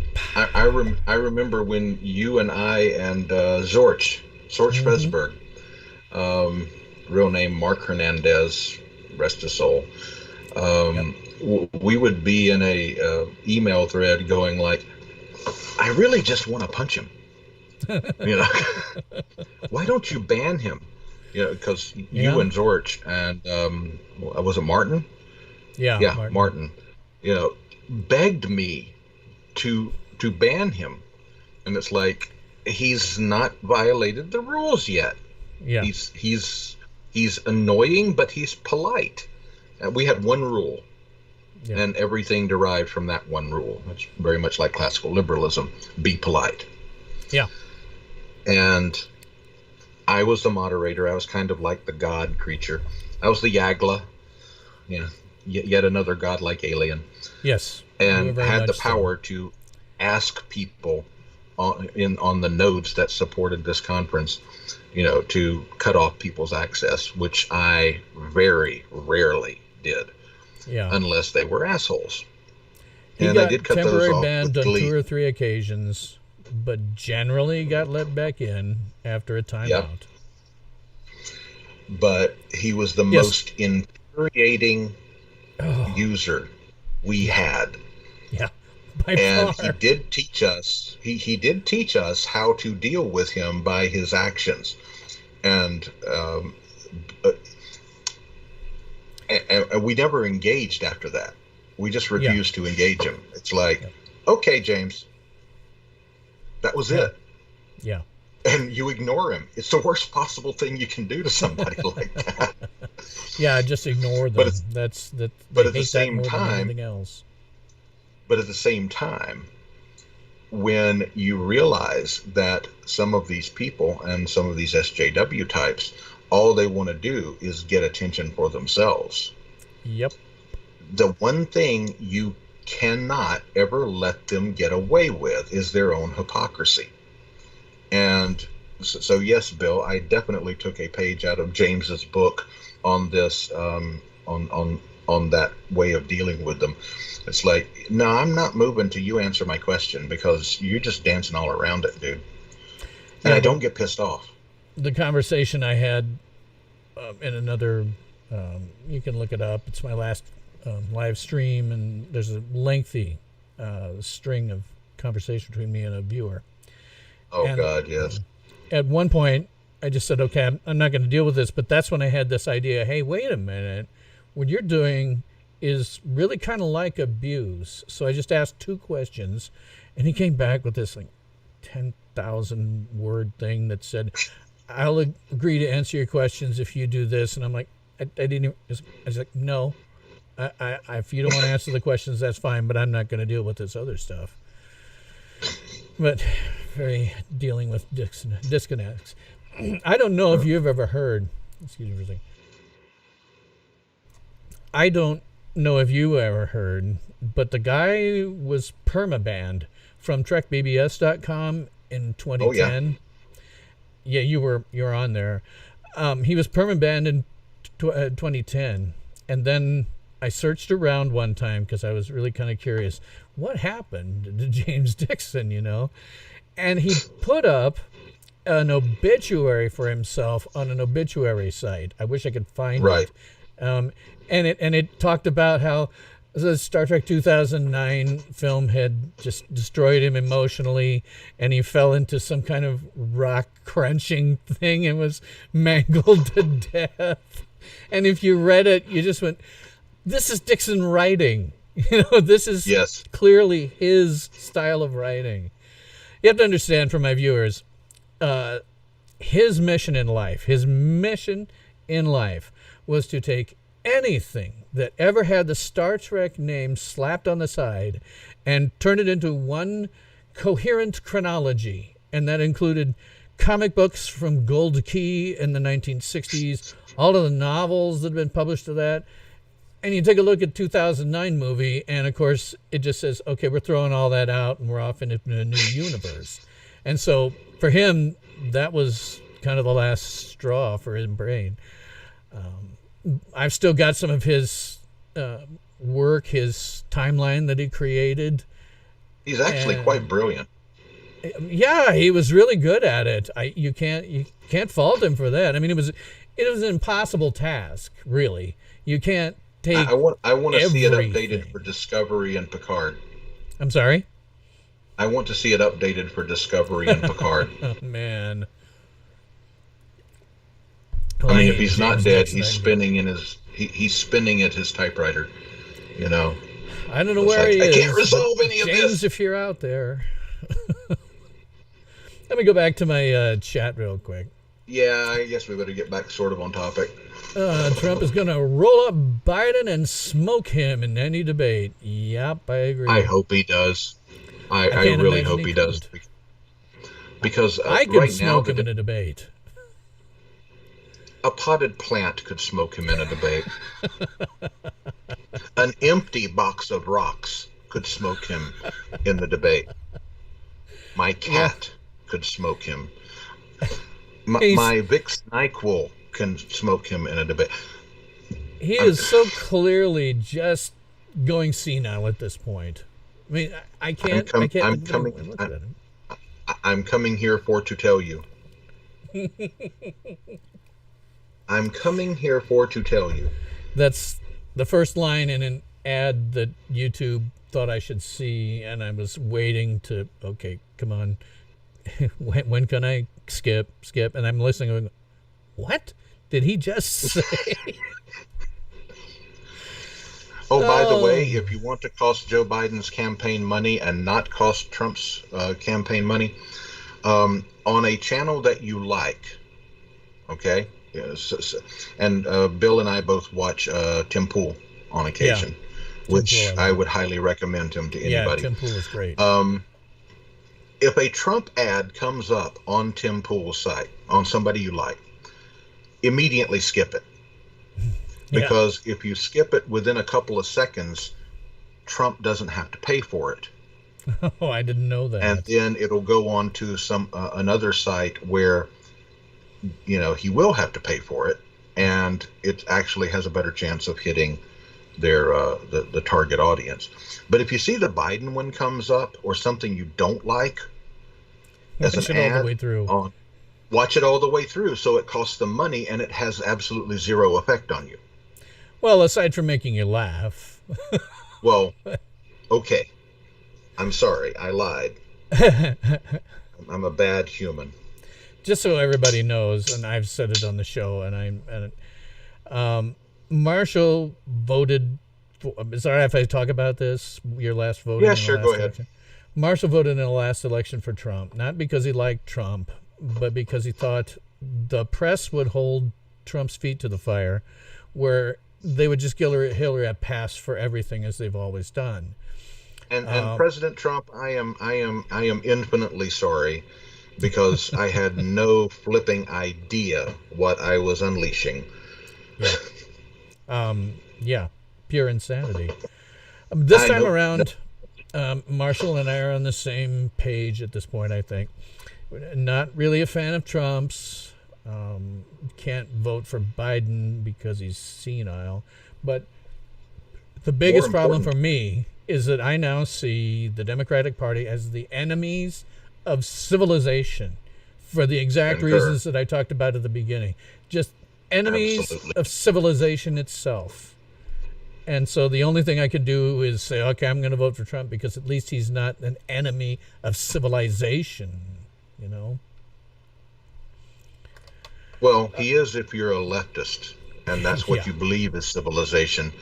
But, you know, I'm sorry, I don't want to live in a world where, you know, black people have their own little segregated gardens. Yeah. You know, like in the Chaz. And, you know, this whole separation concept is put on the table. It's like, okay, yeah, let's roll the clock back. Yeah, that's amazing to me. 1775. Amazing to me how we've rolled back to segregation, which was getting rid of that was the whole point of the late 60s and the civil rights movement, and yet they have voluntarily gone back. Yeah. I mean, all we need now is, you know, black only drinking fountains. I mean, they voluntarily went back. White folk and black folk may have their differences, and I'm sure they do. They've had different life experiences. They've had different upbringings. Their culture is different. But the last thing in the world I want to see in this world is a civilization that says we are unable to work together. Yeah. Unable. Yeah. It's a physical impossibility. I don't want to see it. I don't want to accept it. I reject it outright, and I will fight it with every fiber of my flippin' existence. Yeah, I can't disagree. It's just crazy. What they're doing is just crazy.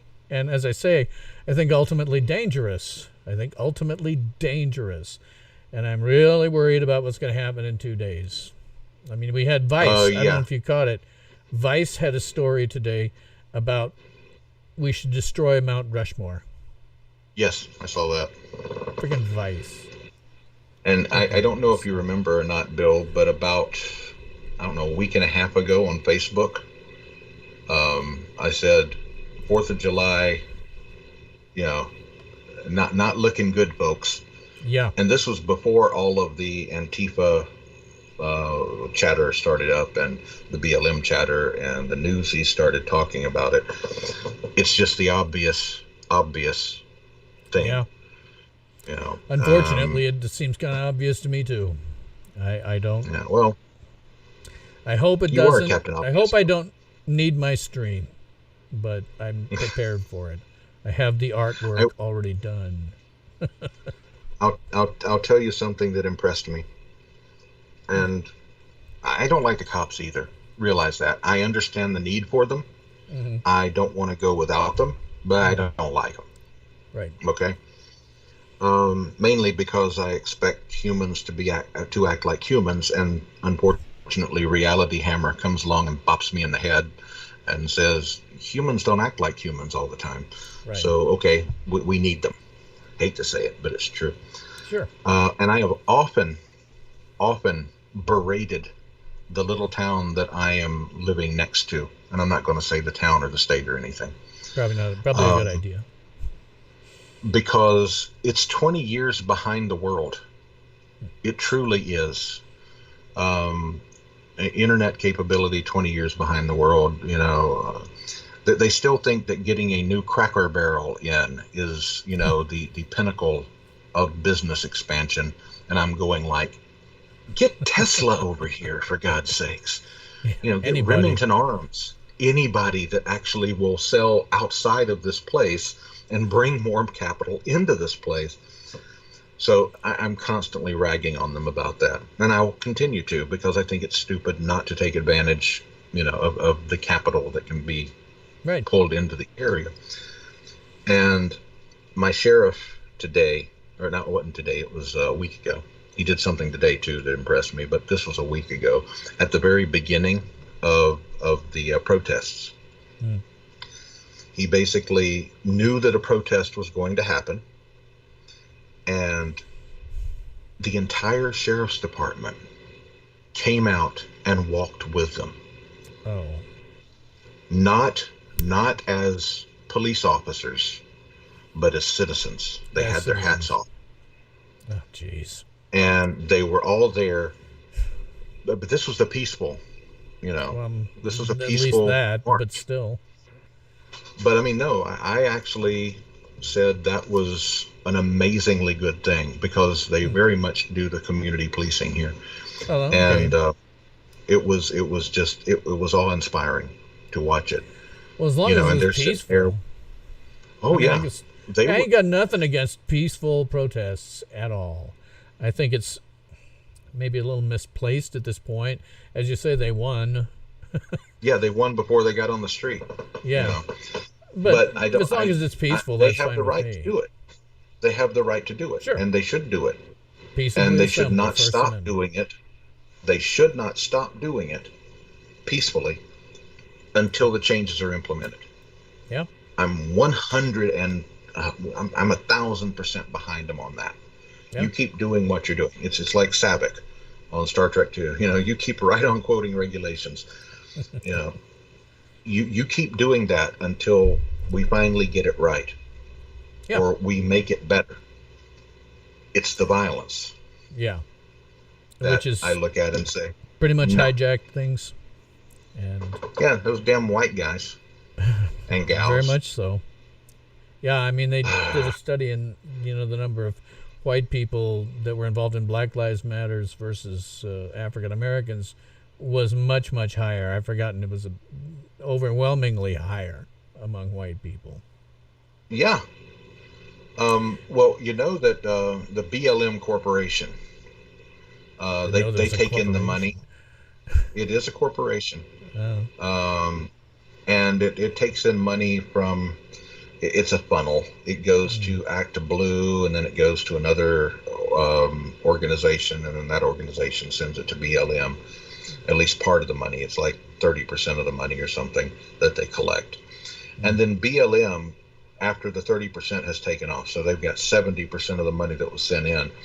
Of that 70%, they only send 8% or less to the local chapters in total. Huh. Yeah. Well, somebody's keeping some money somewhere. Yep.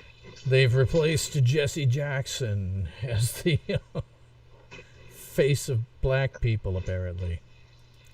Unfortunately. You know, when I saw George Floyd under that boot, Mm-hmm. I did not see a black man. No. I saw an No. American. Could have been anybody from my perspective. Anybody who was treated like that. I saw and responded because it was an American. Yeah. It was a guy who maybe he's done something wrong, and there's a lot of question about it. Doesn't matter to me. But it doesn't matter. Yeah. You don't do that to somebody in your custody. Period. Yeah. End of argument. End of statement. Game over. You're done. Yeah. Get him to his feet, put the cuffs on him, read him his rights, stick him in the back seat of the car. Done. Oh boy. Well, let me go back to my... we're ignoring our viewers here. Yeah, let me go back to the chat here. Oh gosh, I've scrolled up. Where are we? Super Crew 63 says, I know there are atheists here, but just a little fun fact, the first time the words tolerance and equality were used in the Bible was by Lucifer and Satan. I didn't know that. That's true. Okay. I'm just a guy who went to mass for 13 years with my ex. I felt like, as an atheist, to be honest, I felt like I learned a lot, because, you hear stuff in the Bible taken out of context, and a lot of atheists don't understand the context. The one that always comes to mind, is render unto Caesar what is Caesar, render unto God what is God's. And if you don't know the context, it means something totally different.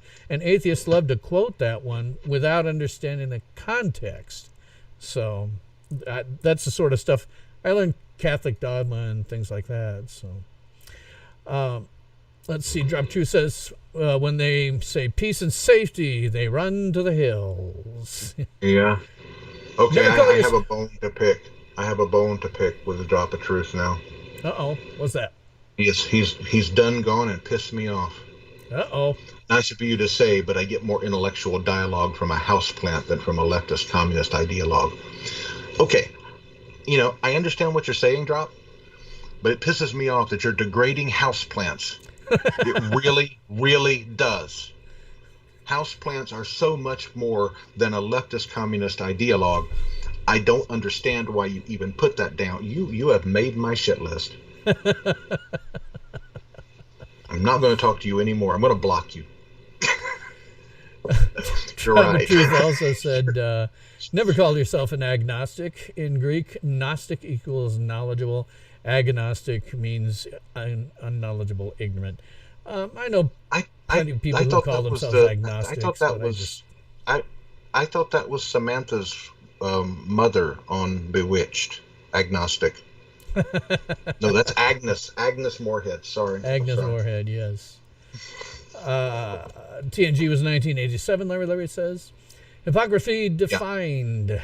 Little Jabba Juice says, a multi-millionaire sports person, not white, crying victim mentality and persecution.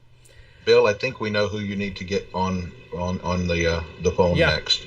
Probably wouldn't be a bad thing if you wanted to be on Drop of Truth. Drop has got a lot of good ideas here. Yep. Liberals restrain the economy and return the economy into credit, then labor gets in, spend everything, and then try to spend themselves out of debt, loan from China or the IMF usually. Yeah, well, what they've done to the U.S. public debt is literally a giant time bomb waiting to go off. I'm always amazed that it didn't go off yesterday.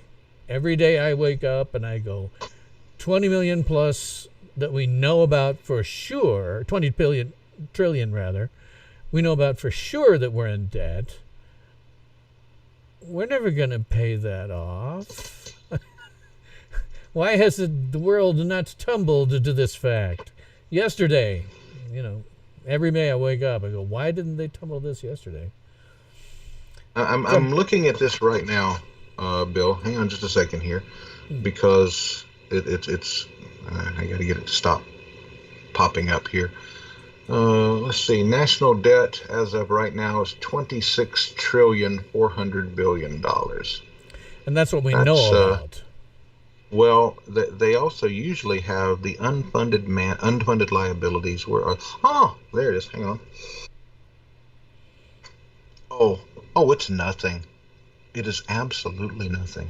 It's only Really? 152 trillion 995 billion 640 million and change, Yeah. going up about a million every 6 seconds or so, which is $463,785 per capita.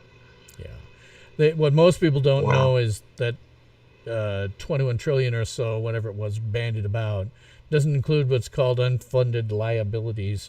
And that's where the Congress says at the federal level the states have to do something, but they don't set aside any money to actually do it. When you add that in, the debt is just. These are all something my father taught me quite a while back. These are essentially imaginary numbers. No They are. human being can imagine how big this is. You can kind of, in your IT, we can say, okay, we can think about it in terms of the size of a hard drive. But even then, we can't really conceptualize it. I once, in Minecraft, calculated out what just the acknowledged debt would be, and then built it, calculated if you broke it into 1 meter by 1 meter by 1 meter gold blocks, and then you built that structure. I couldn't do it. I would keep crashing the game. But it would be from the bedrock all the way to the upper limit of the altitude. And even what I did build was just a wall that went off into infinity. And that was before it crashed the game. So I couldn't render it. It might work on your new laptop. Maybe. I was doing this back when I was teaching, and so that was better equipment because I was using the school's equipment. It was a little thing I would do during labs when people didn't need me. I would work on, and they'd ask me what I was doing. Why am I playing Minecraft? And I'm like, no, I'm not playing Minecraft. I'm trying to visualize the public debt in something that maybe people could see. But even so, it's an imaginary number. We can't conceive of how large of it is. It's imaginary, is what my dad said. And I think he was accurate about that. Let's One interesting see. thing, Bill. Yeah, you definitely got to get drop on. Yep. In terms of what he says about, assuming you're a he, I'm sorry if I misgender you. In order to avoid that, I am going to call your perceived sex a bluba. So whatever the bluba said in terms of the economy, I'd like to take you through a little interesting mental exercise. And this is for you, Bill, and everybody else out there. Yeah. Okay, if you defund the police, what is the quality of the police you will hire in the future? Higher or lower? Well, if they ain't got their same pay, lower. Lower. So it's the lower quality policemen who don't know how to police effectively. Is that correct? Yep. So you're going to end up getting the same thing you've got now, but Only worse. Okay, now when that happens and you're a business owner, do you want to do business in an area like that? Yeah. You do? You're weird. I mean, you're not going to. Oh. I'm agreeing. No, you're not going to want to do that. You're going to want to go someplace so you're going to leave. Not as dangerous. Yep. You're going to leave, taking away services needed for the very community that asked for the defunding the police. Is that correct? Yep. Okay, and if you happen to live in that area and you can afford to get out, are you going to? In New York second. Well, okay, so you've got citizens and businesses leaving the area. Now, where does the city get its money from in order to fund the police? Even a lower rate, where would it get it? Yes. But where do they? They get it from taxes. Right. But you're losing the people who pay taxes, so their tax revenue is going to go down. Yep. So now, next time the police come up, Are they going to get more or less in order to fix the problem they caused by giving them less? Well, less because they don't have as many taxation.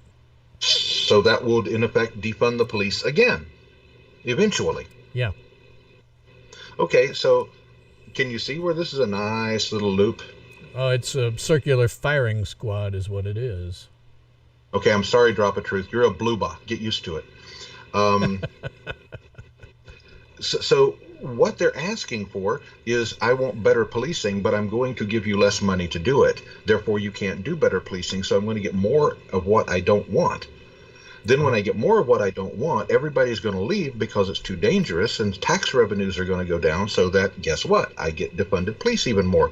And you just go through that cycle over and over again, and eventually New York is a ghost town.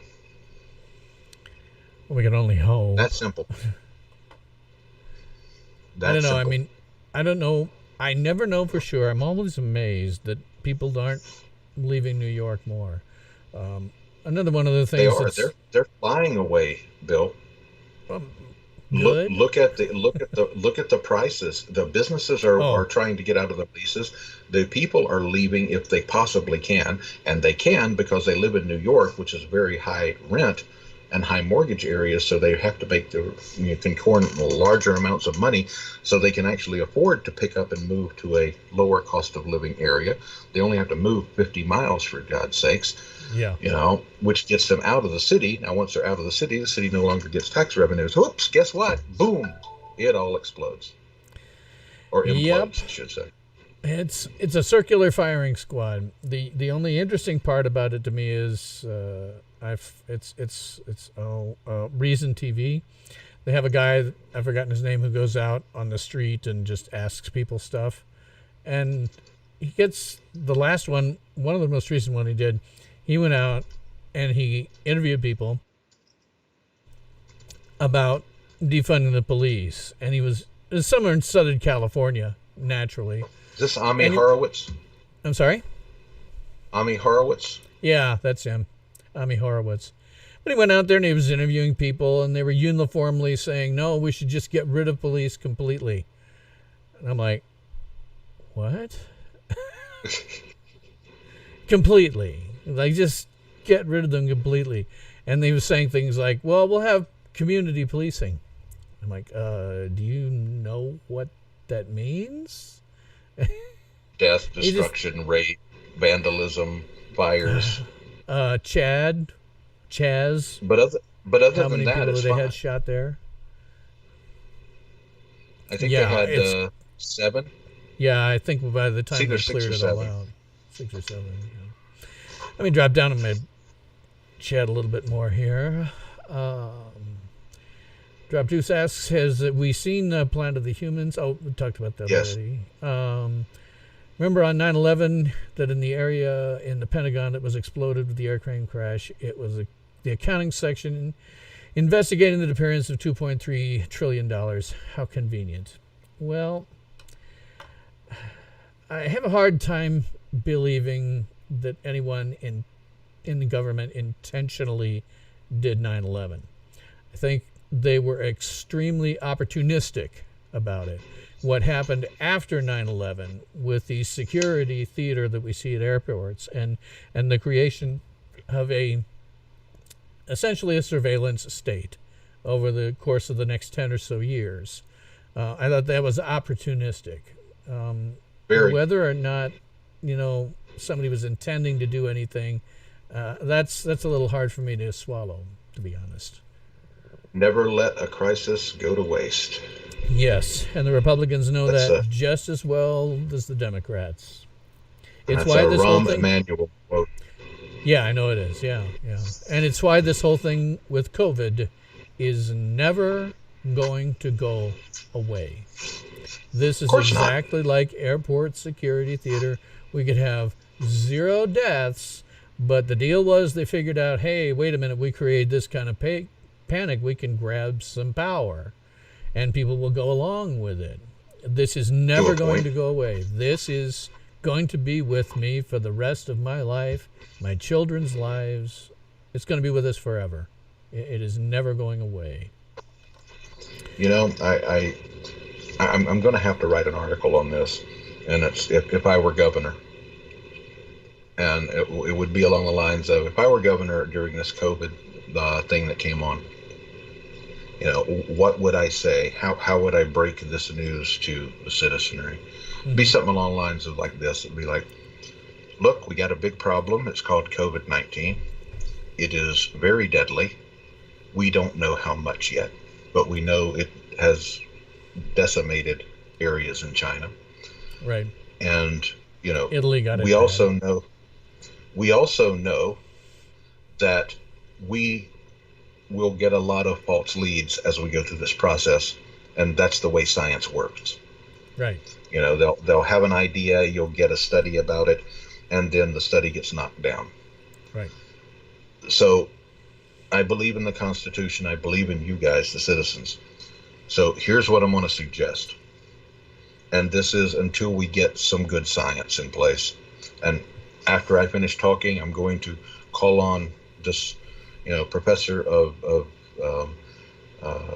immunology and epidemiology, and they're going to walk you through what we know, how we're going to find out more, and what not to do when you hear about a study.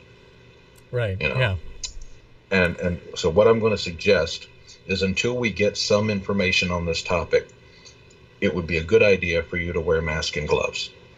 I don't know if this is going to help any reasonable way. I know it will not hurt. Right. So I'm going to ask you to do it.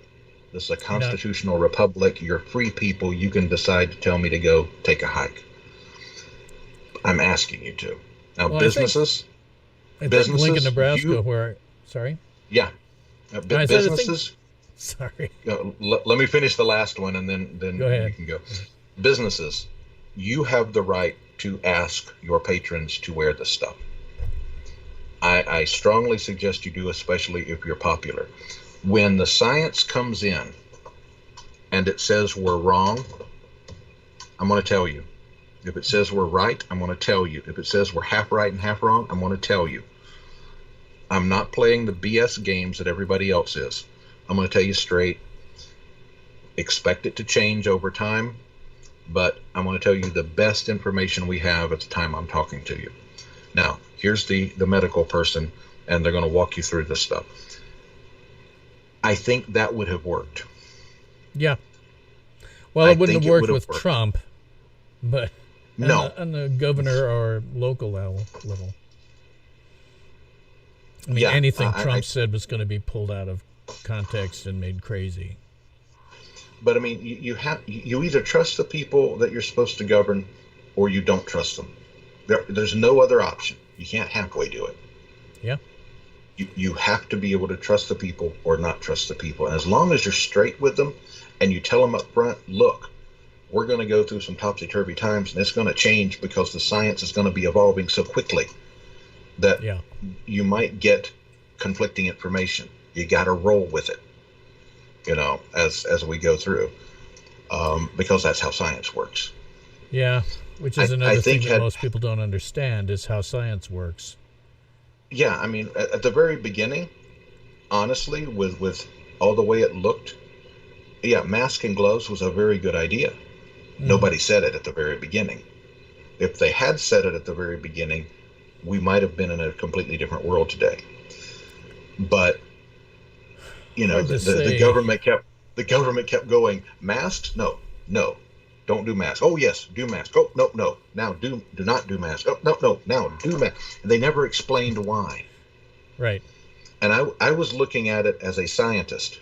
Right. And saying, okay, the information is evolving, and what looked good last week is not good this week. Right. And then what looks good next week is not what we have. Okay, I get that. But you have to explain it to people.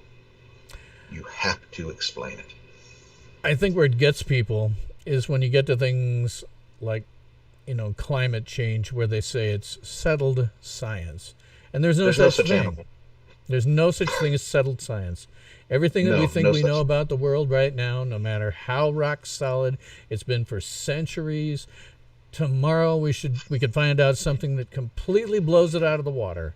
And when you're dealing with something like this, where it's changing on a daily, weekly basis, well, you know, you're just going to have to say, well, it's going to change. We don't know how it's going to change. But when you get into settled science, that's when they go, okay, this is what we're supposed to be doing. That's settled science. Oh, wait, something else comes up. Well, that means Trump's an idiot. You know, it's something like that. He's telling us to drink bleach. You know what's funny about that? There is actually valid science.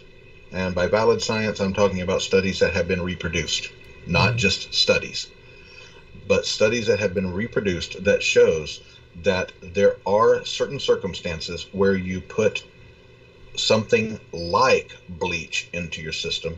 It's not bleach. Don't go out and start doing this shit and say I told you so, because I didn't. Don't drink bleach. No bleach drinking. If you have more than 2 neurons to rub together, don't do that. Don't eat Tide Pods. No, don't do that. And for God's sakes, do not try to put a UV light up your nose. Don't do it. But there have been validated studies that show that you can indeed put certain types of chemicals. I'm not going to tell you what the chemicals is, but it's very like bleach. It's very corrosive. In a very, very diluted state into the lungs, and it will indeed do what Trump said it would do. I didn't know that. There is also a therapy that is currently in use. So it is well out of the study stage into the usage stage that does involve exposing tissue to ultraviolet light and causing anything around it to die. Not anything, the bad things, the viruses. Once again, Trump was right. But did the media tell you about these studies or about this particular treatment type? Of course not, because it's more important to them to say Trump told you to drink bleach. Right, which he didn't. If you spent any time, if you knew the context at all, it was clear that's not what he was saying. He's just saying, it'd be nice if he was talking to the doctor, saying, it'd be nice if we could do that. That's all it was. Well, it's the same thing, the same hysteria with hydroxychloroquine. Yeah. I have actually spoken with my doctor. He has showed me not just the studies on it, and some are indeed validated, but not for coronavirus. Right. Whoops. Did I just get you banned? I might have. I am so sorry, Bill. You can't say that word on YouTube. Not that I'm aware of, but that thing Trump's on. But yeah, that thing. He showed me studies, validated studies. He showed me anecdotal evidence, which you have to take at a much lower confidence rating than studies, especially validated studies. And we sat and talked about it for about 30 minutes. And the conclusion was, if I was to get it, now I have 3 comorbidities to COVID. So I'm very, very, very high risk. You are too, Bill. Sorry. I think you have 2, but I'm not sure. Well, I'm older. I know that. Yeah, old, and you have the diabetes. So, yeah, there is something of a more possibility of it. It's so rare where I live that I'm just not caring very much. Exactly. At this point. But we actually sat down and talked, and he said, okay, if I were you, and in a lot of ways he is like me, except he doesn't have the comorbidities. He said, as soon as I detected anything, a fever, anything, we'll get you on it. That's what I would say. And I'm going like, that sounds reasonable to me. But now you see, I trust my doctor. He's not an Obamacare doctor. He's one that I pay. So if that happens, immediately we're going to do that. And he says he'll move heaven and earth to make it work.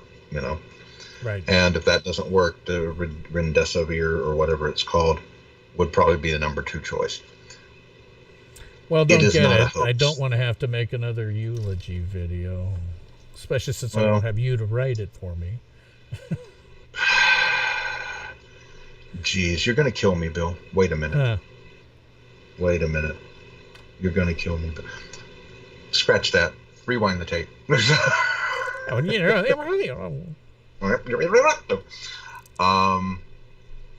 It's a serious disease. There's no doubt about it. Now, Sure. from what I understand right now, and this is, again, looking at the evolving science, the main reason you want to wear masks right now is to prevent you from spreading it to others. Right. That's the main reason. Because when you cough, when you yell loudly or shout or sing, the moisture particles, the water particles, come out of your mouth. Right. Now, a cloth covering will stop those. Right. Yeah. And the virus is carried on those water particles, those droplets. So yes, that a I mask understand. will stop that. But these people who just flat out say, "No, I'm not going to do anything," it's like, okay, you can be an idiot. Fine, I don't care. All I know is I don't go out as much, so fine. Well, for myself and my mother, with whom I live, we're both kind of introverts anyway, so we're kind of like, okay, and we don't go out that much. And when she does go out, she wears a mask because she's older and is in considerably more risk than I am for other pre-existing conditions. So. Yeah. Let me go back to my But sorry? I would advise all of your listeners and watchers, go and look it up yourself and look up the reasons behind it. Don't just accept the CDC says to do it. Go and actually look at the justifications for it. The justifications do make sense. The government is what's making it not make sense. Yeah. So, I would strongly suggest you actually research that yourself. In fact, research everything yourself. You can't trust anybody nowadays. Yeah. Not even us. Nope. Don't trust anything I say. Check it out for yourself. Absolutely. And if you find we're wrong, come back into the chat and say, "Hey, you stupid idiots, you're wrong." And we'll go, "What did we say that was wrong?" And you can send us a link or tell us, and we'll go, we will check that out. I know I will tell you, look, I was an idiot. I was wrong. I think Bill will do the same thing. Absolutely. I'm always been one of those people where if I find out that I am wrong, I will own up to it. I think it does worse for your reputation if you don't own up to when you've been wrong. Absolutely. Y2K. Absolutely. I was totally wrong. We were all wrong on that one. Completely wrong. Did some damage to my reputation, but I said, no, I was wrong. I was just totally wrong. So you was wrong as wrong could be. Yes, I was. God, was I completely wrong. 180 degrees wrong. Super Cruise 63 is saying the only thing worse than living in California would be living in Cali with New Yorkers. To quote Dr. Smith, "Oh, the pain, the pain, the pain." Well, I always say, if you're California or New York and you want to move out here and spend $150K to get a 3-bedroom house, feel free. Just leave your politics back there. They integrate can't do that, here. They can't do that, Bill, because they're right. They can't. I know they can't. Yes. I want to put up a sign on the outskirts of our county that says, "Welcome to X County." We like you, but keep your politics out of this place. Yeah, it'd be nice if they could, but they wouldn't. Drop 2 says, how many times, including 9/11, has an exercise been going on at exactly the same time as a terrorist attack? One thing you have to understand is, because I spent some time in IT security, and you have to be paranoid. You have to be really paranoid. You have to think about what is the worst possible thing that could ever happen, and then you try to guard against it. And the military does that constantly. It is always, they have plans for everything. They still have plans about what if we have to nuke Russia. You know, they have plans for all of this stuff, and they run exercises from time to time. I mean, for me, the classic example was disaster recovery and business continuity. You know, I was working for an office that was in South Sioux City, Nebraska, basically still inside of Tornado Alley. And what if, and all of our IT was there, so including our big mainframes and dozens of servers, what if the tornado hit and it's all gone? And what if not only that, but the tornado hit while everybody was at work and they're all gone? And this was I won't talk about the company specifically, but it was a company that insured more than 50% of the semi-trucks on the road. So business continuity and disaster recovery were really, really important. So they had in Chicago a data center. This was actually something you could contract with, but they have companies that keep these data centers up that have a mainframe or two sitting there, and mainframes are kind of cool because they can back each other up like a hard drive, only damn near instantaneously if you have a good connection. But we would do disaster recovery exercises every year. We would say, okay, we just lost 30% of our business. We're going to fly out there and we're going to go through our instructions and get that piece of it back up and working, but remotely. And if you're in larger businesses, it gets even weirder.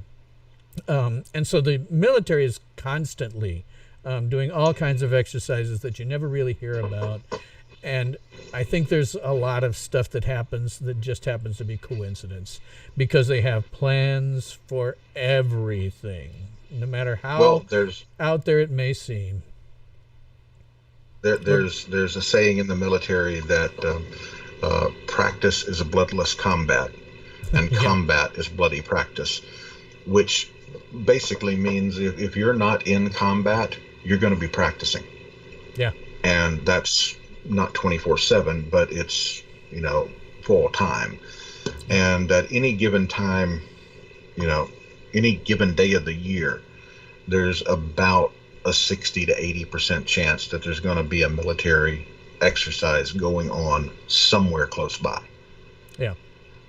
So that's not really, I it's look not at that unusual. and go like, the funny thing about one of the times, just us off topic, but one of the funniest things that happened one time when we were doing that disaster recovery business continuity stuff, we happened to be doing it at the same time as another company was doing theirs, and they were not having as much luck as we were, so they came over and tried to hire away our guys permanently, full time, offered them half again what they were earning at our company, just to go over and do their DR and be with them. Brain sniping. Yeah, exactly. Yeah. By the way, the dentist in Minneapolis. Mm-hmm. For the viewers, my company does DRBC, disaster recovery, business continuity stuff for people. And during the riots in Minneapolis, one of our clients had their entire facility basically torched. And when we talked to him the following day, we told him that everything, we got an alert. We triggered our emergency plans in effect, and basically that forced the computers there to immediately upload anything that happened that day that had not been uploaded since the previous backup. So we called it tripwire. So the tripwire was tripped, and basically everything was destroyed. The following day, he called us up and he asked, he says, please tell me you've got my business. It's like, we got it. We snapshotted it right before it went down, and the guy was crying. Well, we got a call, when was it? Tuesday of this week. The insurance is paid off. He's found a new location. He's already leased it. and he's starting to rebuild and should be back up and online within the month. So we were like, Well, that's yes. cool. Only a couple of So, months down for him, and as a doctor, that's important. So yeah. So we were very, very happy about that. But we test that stuff constantly. yeah. And by testing it, I mean, I've got a setup in my house, and I will quite literally take a drive and unplug it. Yep. I mean, random. And, you know, my coworkers have things like that too. Yep. And, you know, we'll test it, and, you know, it has to work every damn time. So We're lucky you know, enough these days that disaster recovery and business continuity doesn't actually get as complicated as what I was talking about there. If you've got it done right, you know, it just happens and you don't have to do anything. It'll switch over automatically. Your customers, in the case of that company I worked for, they did eventually, time down the line, I wasn't with them, but they did eventually just completely automated it so that the tripwire hit, instantly switched over to the location in Chicago. Nobody was the wiser. So, yeah, if you do it right, it's magic. Yeah, yeah. I do have a story, by the way, about 9/11. It's a very weird deal. I was working for a company at the time that had offices in One World Trade Center that were above the impact of the aircraft. And that was weird because I came down to go to work that morning and the TV was on and they were showing that some plane had crashed into it. By then we didn't know it was a, you know, airliner. Something had crashed into it. My ex and I were like, wow, that's pretty horrifying. And the thing that I'm thinking to myself is, why has my pager not gone off? Because I've always joked, and when I was in IT, I used to joke that I will know about, you know, nuclear holocaust because my pager will start going off. You know, with majillion places that suddenly went down. And I'm thinking, why didn't my pager go off? Did we not have that configured correctly? And it's about a 10-minute drive. You know, I finished up, got my car, went there to work, got out, and then the pager went off. Well, it turned out that our uninterruptible power supply worked that long, and they still had network connectivity for that long. It finally took that amount of time for it to burst through. Fortunately, we didn't lose anybody there. They were above the impact area. They got out in time. They apparently saw a fair amount of carnage on the way down, but we didn't lose anybody. But that one always surprised the hell out of me.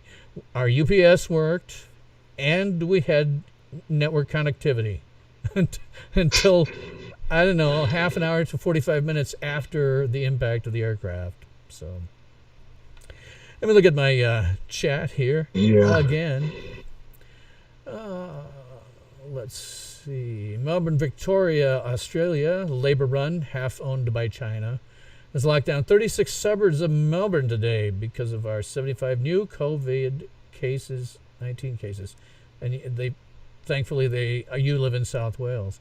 I don't know enough about the geography of Australia to talk intelligently about it. I figure I got trouble of my own figuring out what somebody else's, you know. But the only thing I pay very consistent attention to. Sorry? Bill is geographically challenged.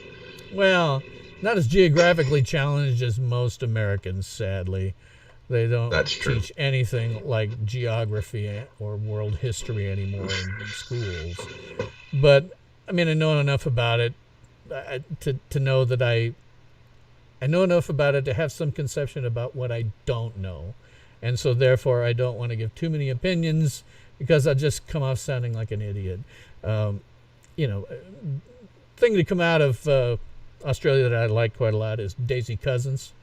If you've ever seen her videos, and half of that is because she is one of the very few women out there that actually knows how to dress and act like a lady.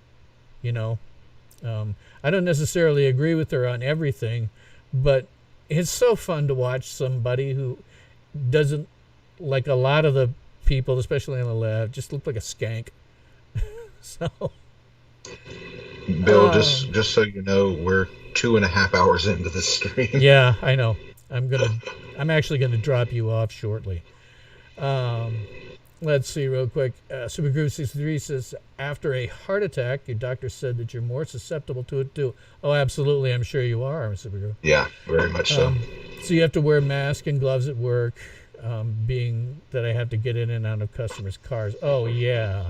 And if you've got a beard, Definitely. shave it. If you have a beard, shave it. The more tightly you can get the mask on, the better, and a beard screws that up. Let's see. Drop 2 says, Marshall, I've done asbestos removal. Oh, joy. Our PPE was something from the original Andromeda strain. What a great movie, though, I tell you. Oh, yeah. Well, The an original one, absolutely not the remake.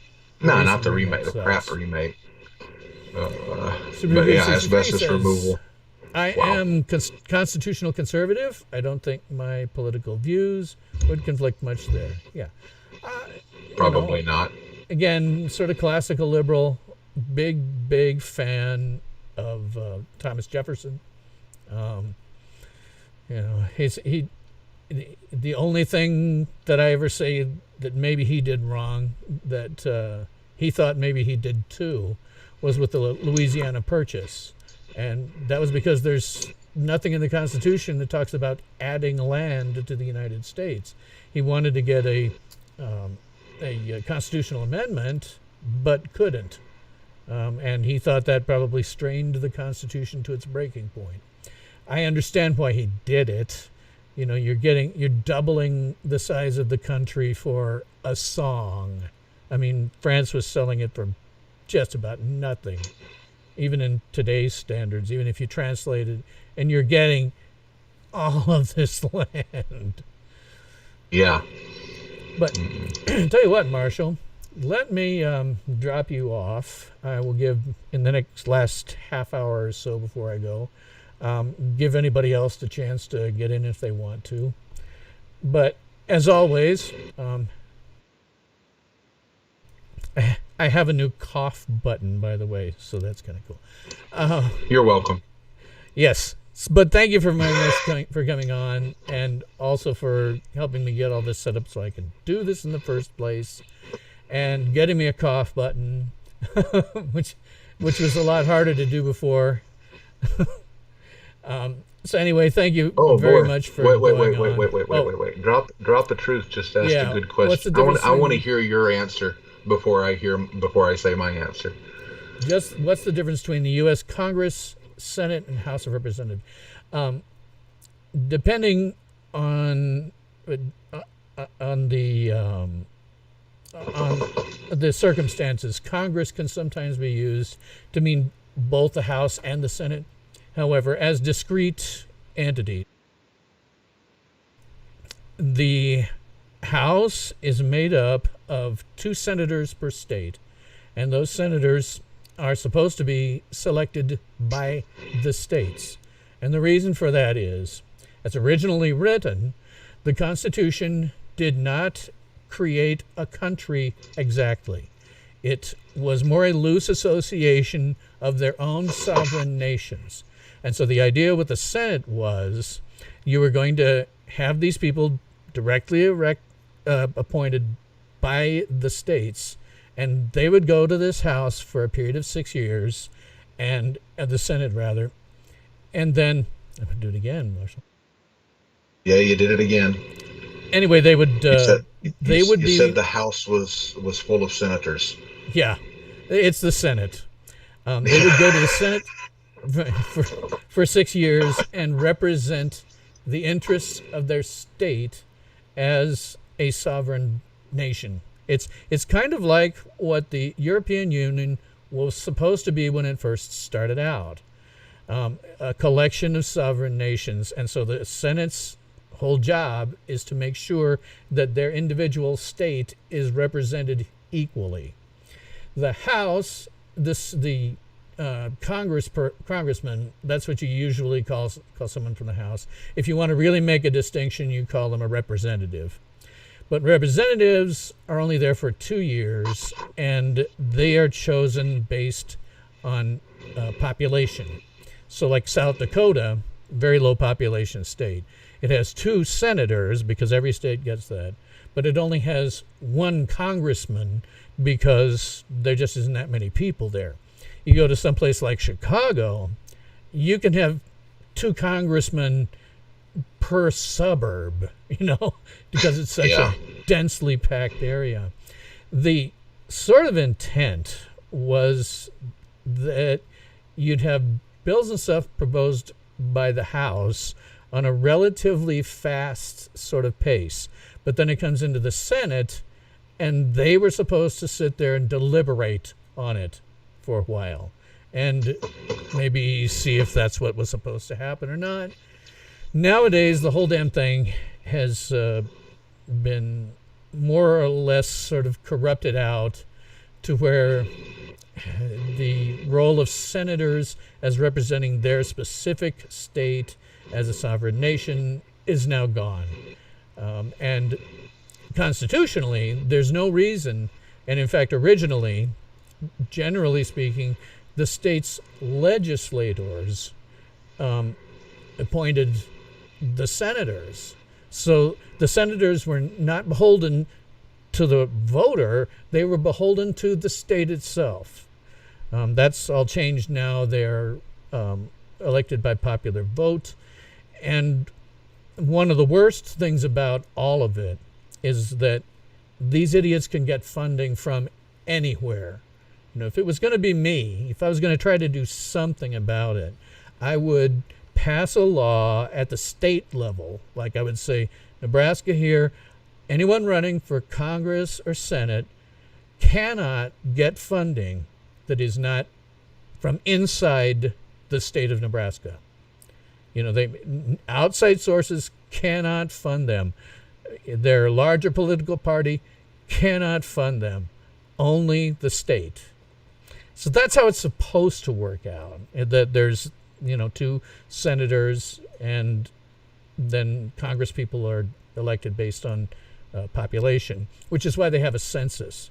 The census, all the census is really supposed to do is count up the number of people in a given geographic area and then decide, okay, how many Congress people do we need? Because I've forgotten what it is.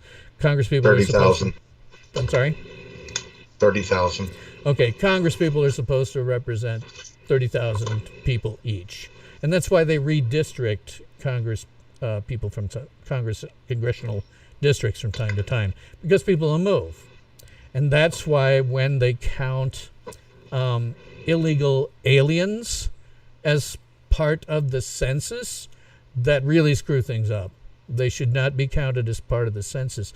They're not supposed to be represented because they're not citizens. But by counting them, which some of them do, it screws up our representation and skews how people vote.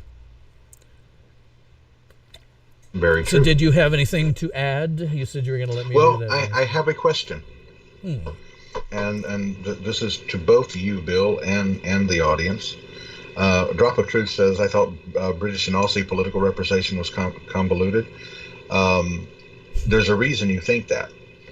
And it has to do with the following words. We the people of the United States. What does that mean, Bill? Well, we the people of the United States, what it really means is individuals living in a particular state that are participating in this larger, what am I trying to say,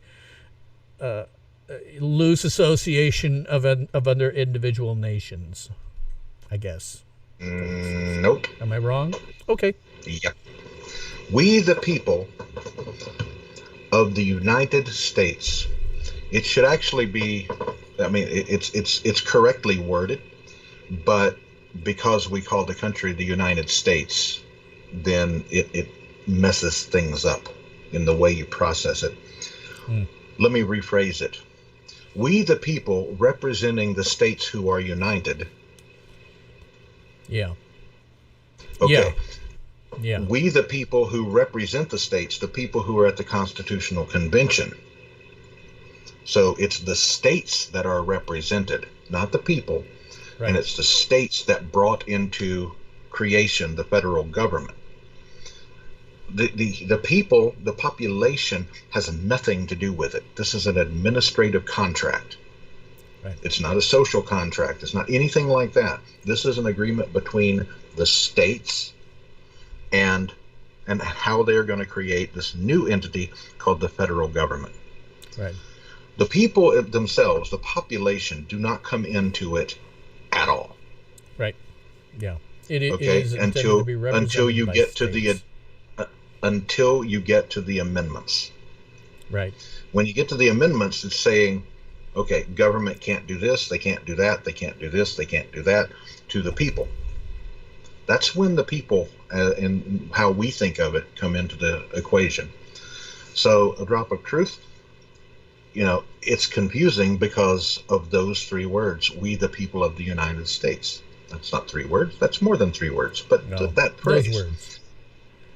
Those words, because if you think it was the people agreeing to create the federal government, then yeah, it looks really confusing. But if you realize that it is the states that were doing it, represented by those people, we the people, then all of a sudden you realize the states have this very, very big investment in what the United States federal government is going to look like. Right. That's why you have the Senate, to provide representation into that process for the states, not the people, the states. But they're not stupid. They realize that the House of Representatives needs to be there so that spending in particular can be controlled by direct voted people. Right. And that's why the House can only present a spending bill. But so many people have that we the people thing completely wrong. Yeah, they think they're talking about themselves, and that's not correct. Really it. Nope. Interesting thing, too, about it is that most of the states, well, as far as I know, all but one state models their own state government after this, with two houses and a governor, and they all have to agree. Nebraska is the only one that doesn't. Nebraska has a unicameral. We essentially have one House of Representatives. The Senate, there's a Senate area in the state capitol that has been closed for more than a century. They made it a single house. It's the only state that I'm aware of that does that. All the rest of them model it after the federal government. Well, there's no real reason why the state, there's no entity that needs representation for a state-based Senate. Yeah, I tend to agree. You're not. So, yeah, whose interest does that represent? Well, nobody's. Yeah. So why have it? I can understand Nebraska doing that. Yeah. And when I was growing up, they only ever met every 2 years. Isn't that great? You can imagine that. They only met every 2 years. Isn't that great? There was a guy, he's still there. He's been there my entire life, named Ernie Chambers. He's real far left, represents a very left part of Omaha, which is I always like to point this out. Omaha is a city of about 1 million. He represents a very blue area. He's the only guy, though, who ever shows up just wearing, sweats and a T-shirt. He's done that my entire life. And at one point, because we're all geeks and fans, at the Star Trek fan club that I belong to, when The Greatest American Hero was a TV show, we made a parody song called Ernie Chambers is Wearing a Tie. Oh me, oh my, Ernie Chambers is wearing a tie. Oh, bad filk on Tales from SYL Ranch. Yes, bad filk. Where everybody is entitled to listening to Bill sing off key. Especially since I've got this thing in my ear. Nobody probably knows this, but there's a slight delay. So yeah, I hear myself off of it, so it's bad more so. Well, again, let me drop you off. I only got about 15 minutes left. I don't know that I'll get anybody else in, or even if they want to. But I do appreciate you having on here, Marshall. I appreciate all the help that you've given me in order to make this possible. This was something I have been, as you know, I've been wanting to do this since day one. And the idea going forward that I'll be able to get people who want to get in is really cool to me. So thank you. We need to get you a potato. Yeah, I'll get there eventually. Still working on And we need to get banana. Drop of Truth on. Yes. Well, let me drop you off and see if maybe he wants to get in. So thank you very much, Marshall. Guys. Appreciate having you on. Enjoyed it immensely. Bye-bye. Bye-bye. Okay. As I mentioned towards the beginning of this, if someone wants to call in, what you do is email me at callin@sylranch.tv. Give me your Skype information, and I will call you. That is the easiest way to deal with getting people in without giving out more information on the internet than I'd like me personally to have, and probably you as well. At some point, I will hopefully have access in. When Marshall was talking about potato, there are two different versions sort of software that I'm using now to get this done. One is called Voicemeeter Banana, and the more advanced one is Voicemeeter Potato. And that one will be interesting for me because I'll probably start to be able to use my actual phone number for this if it's still freaking working or something. Drop of Zeus has not set up your Skype calls. Sorry to hear that. Feel free at any time, in the future. I will be doing this going forward. Do not recommend, Marshall says, anyone does it more than about 20 minutes. Yeah, that's the thing. I mean, I had him on a long time because he's a very old friend and has a lot of viewpoints, and I knew we could talk about this just endlessly. He and I are on the same page for a lot of stuff. We go back so far that we deal with trolls the same way. So your ear is dead, you say. Well, I'm not. Mine was okay. I'm at some point actually going to get some a nice Bluetooth earbud. Right now I'm doing the usual thing they do, which is run the whole thing up your clothing. So, but you can't see that I'm wearing shorts underneath this. So, again, if you want to do it, interact with me directly, either now or at a future time. If you'd like me to call you at some point, just send the email to callin@sylranch.tv. If I happen to get one over the week, I'll give you a yell first thing when we're on next time, assuming I don't have some lengthy screed to get very upset about. And with these, as always, you can ask me questions about politics, COVID, which I'm not supposed to talk about, the ongoing terrorist attacks, systemic racism or not against African Americans, things about science fiction, fantasy, horror, superheroes, and other related genres. And the only thing I ask is if you're going to be on, try to maintain a civil tone, if at all humanly possible. It's one thing to be pissed off about current events. It's another thing to, just be a jerk. As I say, I'm going to probably, well, I hope not. I hope that I do not have a live stream on Saturday. If I do, it'll be because it became necessary. I may upload footage of me firing an M1000 here. I'm always of two minds about whether I should do that. It's reasonably safe. It's illegal here. But an M5000 is about this high and this wide. It is a big, nasty firecracker. They're not legal in Nebraska. I got these. Anything's legal in South Dakota. Anything is legal in South Dakota. So I picked these up a couple of years ago when I was in South Dakota. So I may upload a little footage of me setting off one of those because the bang is rather impressive. And if we got a tree stump in the back. I might try and see if I can blow a hole in the tree stump. It might be possible. So I might upload some of that footage if it's not necessary for me to have any kind of a stream. And if I do have a stream, I will probably do some level call-ins as well. Yeah, do not see it doing illegal activities. I would not be in the videos. So, let's see. Drop two. Talk about what's my opinion of Mr. Brooks. Love it. I have not seen that show. I have no idea. If it's science fiction or something, I'm happy to look. I have not seen it. There are so many shows that I'm generally behind on, and to be honest, with all the stuff that's going on, I find myself a lot going back and watching Dragnet from the 1950s and the 1960s. There's no question, Jack Webb, he whitewashed the LAPD like mad.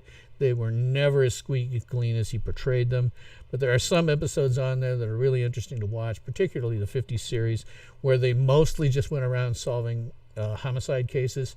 The 60s, then they got into some level of social commentary, some of which was on base and some of which was way off base. But there are still some episodes. You can see it on YouTube. I won't put a link to it. But if you search on YouTube for Who Shot Who and Dragnet, that is a really interesting one. That's actually a homicide case that Friday and Gannon tracked down, and it's kind of interesting in terms of the way it works out.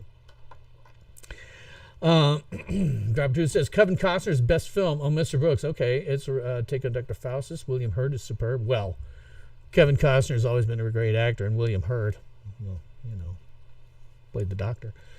Did I catch up on Supergirl? God, no, I haven't yet. I know I should because I'd been enjoying it as I had, but as I say, with current events being the way they were, for me, it's kind of nice to just watch something that seems sane, that looks like police doing the right things. Even if Jack Webb is whitewashing, at least they're cops doing the right things. And I know there's never any going back to the past, and to be honest, I wouldn't want to. Most of the time, the good old days are never as good as you thought they were. They only seem good because from retrospect you tend to remember the good stuff and not the really bad stuff. But by the same token, when you're dealing with sort of an idealized universe where the police always do the right thing, and when they don't, it's they immediately take steps to do something about it. And to be honest, I enjoy the fashions some. Up through the early to mid 1970s, women had a sense for how to dress kind of like a lady, and nowadays they just don't. And I don't find that particularly attractive. They wear slutwear for the most part, and stringy hair and stuff like that. It's kind of nice to look at those from the 50s and 60s and go, oh man, they looked really nice. They looked nice. They knew how to dress well, and men too. Don't get me wrong. Men have the same thing. Back then, an adult male would be wearing in like the 1950s a suit and a hat, a suit, tie, and a hat, and they looked good. It was everybody did that. It wasn't just, if you were going on a special occasion or something. Everybody did that every day. So for me, getting away from it all is kind of like, okay, let's go back and look at something where it at least looks nicer. I know that the real world was never that great, but when it gets into situations like we've got, I'm like, I'm just going to go sit with my phone and watch some Dragnet, Drop 2 says, just retweeted by Trump. Joe Biden's claims of cognitive tests unclear as campaign hides results. Well, they'd have to hide the results. The results are so obvious. Super Crew 63, your favorite show back then from that was Adam 12. Yes, another one I like very much. Different reasons. That one's really interesting to watch because Dragnet, Joe, blanking on his name, Jack Webb had a very specific view in terms of his politics. He was a lot more progressive than people give him credit for. He would have black people and women as police officers, and there's one really great scene. There was a Dragnet TV movie from 1966 that was made prior to when the show started up. Backstory. Dragnet started as a radio series, then went on to be a TV series concurrent with the radio series in the 1950s. Then they ceased production, and nobody really who knows Dragnet likes to talk about the last season it sucked on TV. Then in the 1960s, mid-1960s and late 1960s, he remounted the show, did the same thing, slightly different cast. And they made a TV movie, Dragnet 1966. You can find that on YouTube, by the way. It's hour 45 or so, which was what movies were back then. But the network looked at it, saw it, and went, okay, we want a new series. And so they broke it up into a two-parter later on. But he had some very explicit feelings about, how his social ideas were. He didn't, while he had all the creative control over Adam 12 as well, it wasn't quite the same. And you can tell the difference just looking at them. He was not a great director. He directed a lot of stuff, and it's very flat, and it's boring for the most part. Adam 12 was shot very differently, and the stories tended to turn out a little bit differently. So Adam 12, what you're really seeing in there, if you watch it for a long period of time, is actually the progression of culture. I heard somebody wrote it, and I thought it was a brilliant. Dragnet, you got to watch the progression of American culture through the windshield of that car. And that's true. If you watch just how, they dress and how their uniforms changed and how they dealt with people and how the issues changed. It was not Jack Webb's real kind of rigid structure about what he thought about social stuff. It was more well-rounded, and you could see things change. So yeah, I like that show very much too, just for different reasons. What did I think of the Hanks Aykroyd Dragnet film? I thought it missed the mark and not a comedy or a thriller. As a comedy on its own, it was pretty funny. I thought it was funny. Taking the tropes that Jack Webb had made really and turning it into something comedic, that was okay. As a fan of Dragnet, I take that sort of as a one-off and go, okay, well, when he's doing Jack Webb, Dan Aykroyd does that very well, down to his body language. When Jack Webb walked, for example, it's something you catch immediately when you see Dan Aykroyd. Jack Webb his arms did not move very much when he walked. Most people, when you walk, your arm, moves as your legs move. Jack Webb didn't move that much, and it's just obvious from the moment you see it. So as a comedy, I thought it worked out well, and it was also one of those things that was one of the first times, because everybody thinks of Tom Hanks as, sort of an everyman's dramatic actor. Well, up until that point, he'd been doing nothing but comedy, and so there was a turn in there, towards the end of the film where he's like, no, Joe, you can't come with me. Because you'd be breaking the law. You're not a cop anymore. You can't come with me. Only I can do this. And by the way, you don't call your friends Bub or things like that. My name is Pep. You call me Pep. And it was a bit of a turn for him. You hadn't really seen him do much dramatic work prior to that. So I like it on that level. But Marshall says he loves Adam 12. Yeah, me too. Then he did Emergency, and that was a great show too. Yeah, that was another one that he did that was very, very good. It was the first time you'd ever seen, and paramedics, by the way, back then were pretty new. It was the first time you got to see what paramedics do as well. I like that one too. Kevin Ty and Randolph Mantooth, my ex-wife, loved Randy Mantooth. Like this fire station alert. I have an alert that fortunately I never use anymore, but it was an alert that I had tied to on my phone that...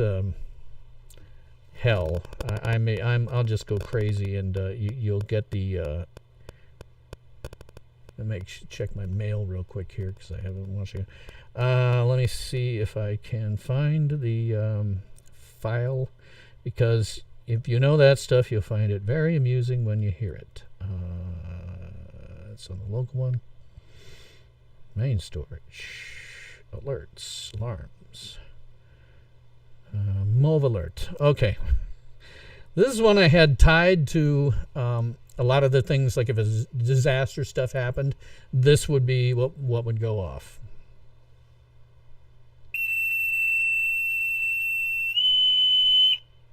General quarters, all hands man your battle stations.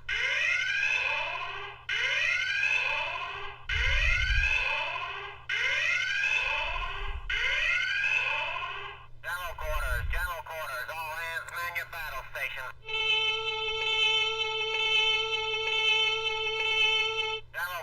General quarters, all hands man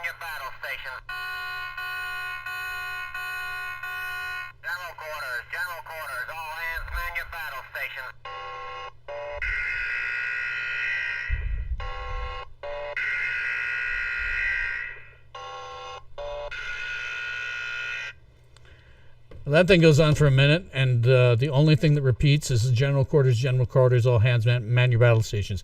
But if you heard, that was that included that Squad 51, Engine 51 thing that came down there, yeah. Drop Truth, have to go. Sorry. Oh, company's a ride. Well, have fun. Appreciate it. Hopefully get you on sometime the next time. So it is, however, almost 3 hours, and I can tell my back is hurting me. So let's see. I'm not gonna do any stuff for my merch. I would say that I have some new merch. If you want to go to my site at sylranch.tv/donate, you will see that I have 3 items for sale right now. One of them is the I'm a Protester t-shirt that I've talked about before. Another one is a brand new face mask, but it's got the Joker's smile on it. So get that, and people will be asking you, where'd you get those scars? And then I have one that's just up there because I've always wanted it. If you look, I'm a big fan of the old TV series in the 1980s, The Greatest American Hero. And if you look for t-shirts on that, they're either not screen accurate, because the symbol is, I know this thing, man. I've created this as vector art. I know what the symbol actually was that they used in the show, and I know the one that's generally used elsewhere. So I've got a screen accurate one on a red shirt, and it is not distressed. It's not pre-washed and look like it's half faded, because I hate those kind of shirts. If I'm going to wear me a superhero t-shirt, I want it to look good. So I've got one of those out there. It doesn't have anything to do with the channel. The channel logo is not on it. I've just always wanted one. So if you want one too, feel free to go out there and get a red t-shirt with the Greatest American Hero screen accurate symbol on it, and you can buy one there. Well, thank you very much, both Marshall and Super Cruise 63. So I would say that is all that I have to say about that. I'd love to keep the conversation going, so please leave your comments, questions, and nasty remarks. I'll do my best to respond to you. So thanks for watching. Then, well, that's all the time that we have today for this episode of Tales from SYL Ranch, where everyone is entitled to my opinion. And I'm Bill Stone.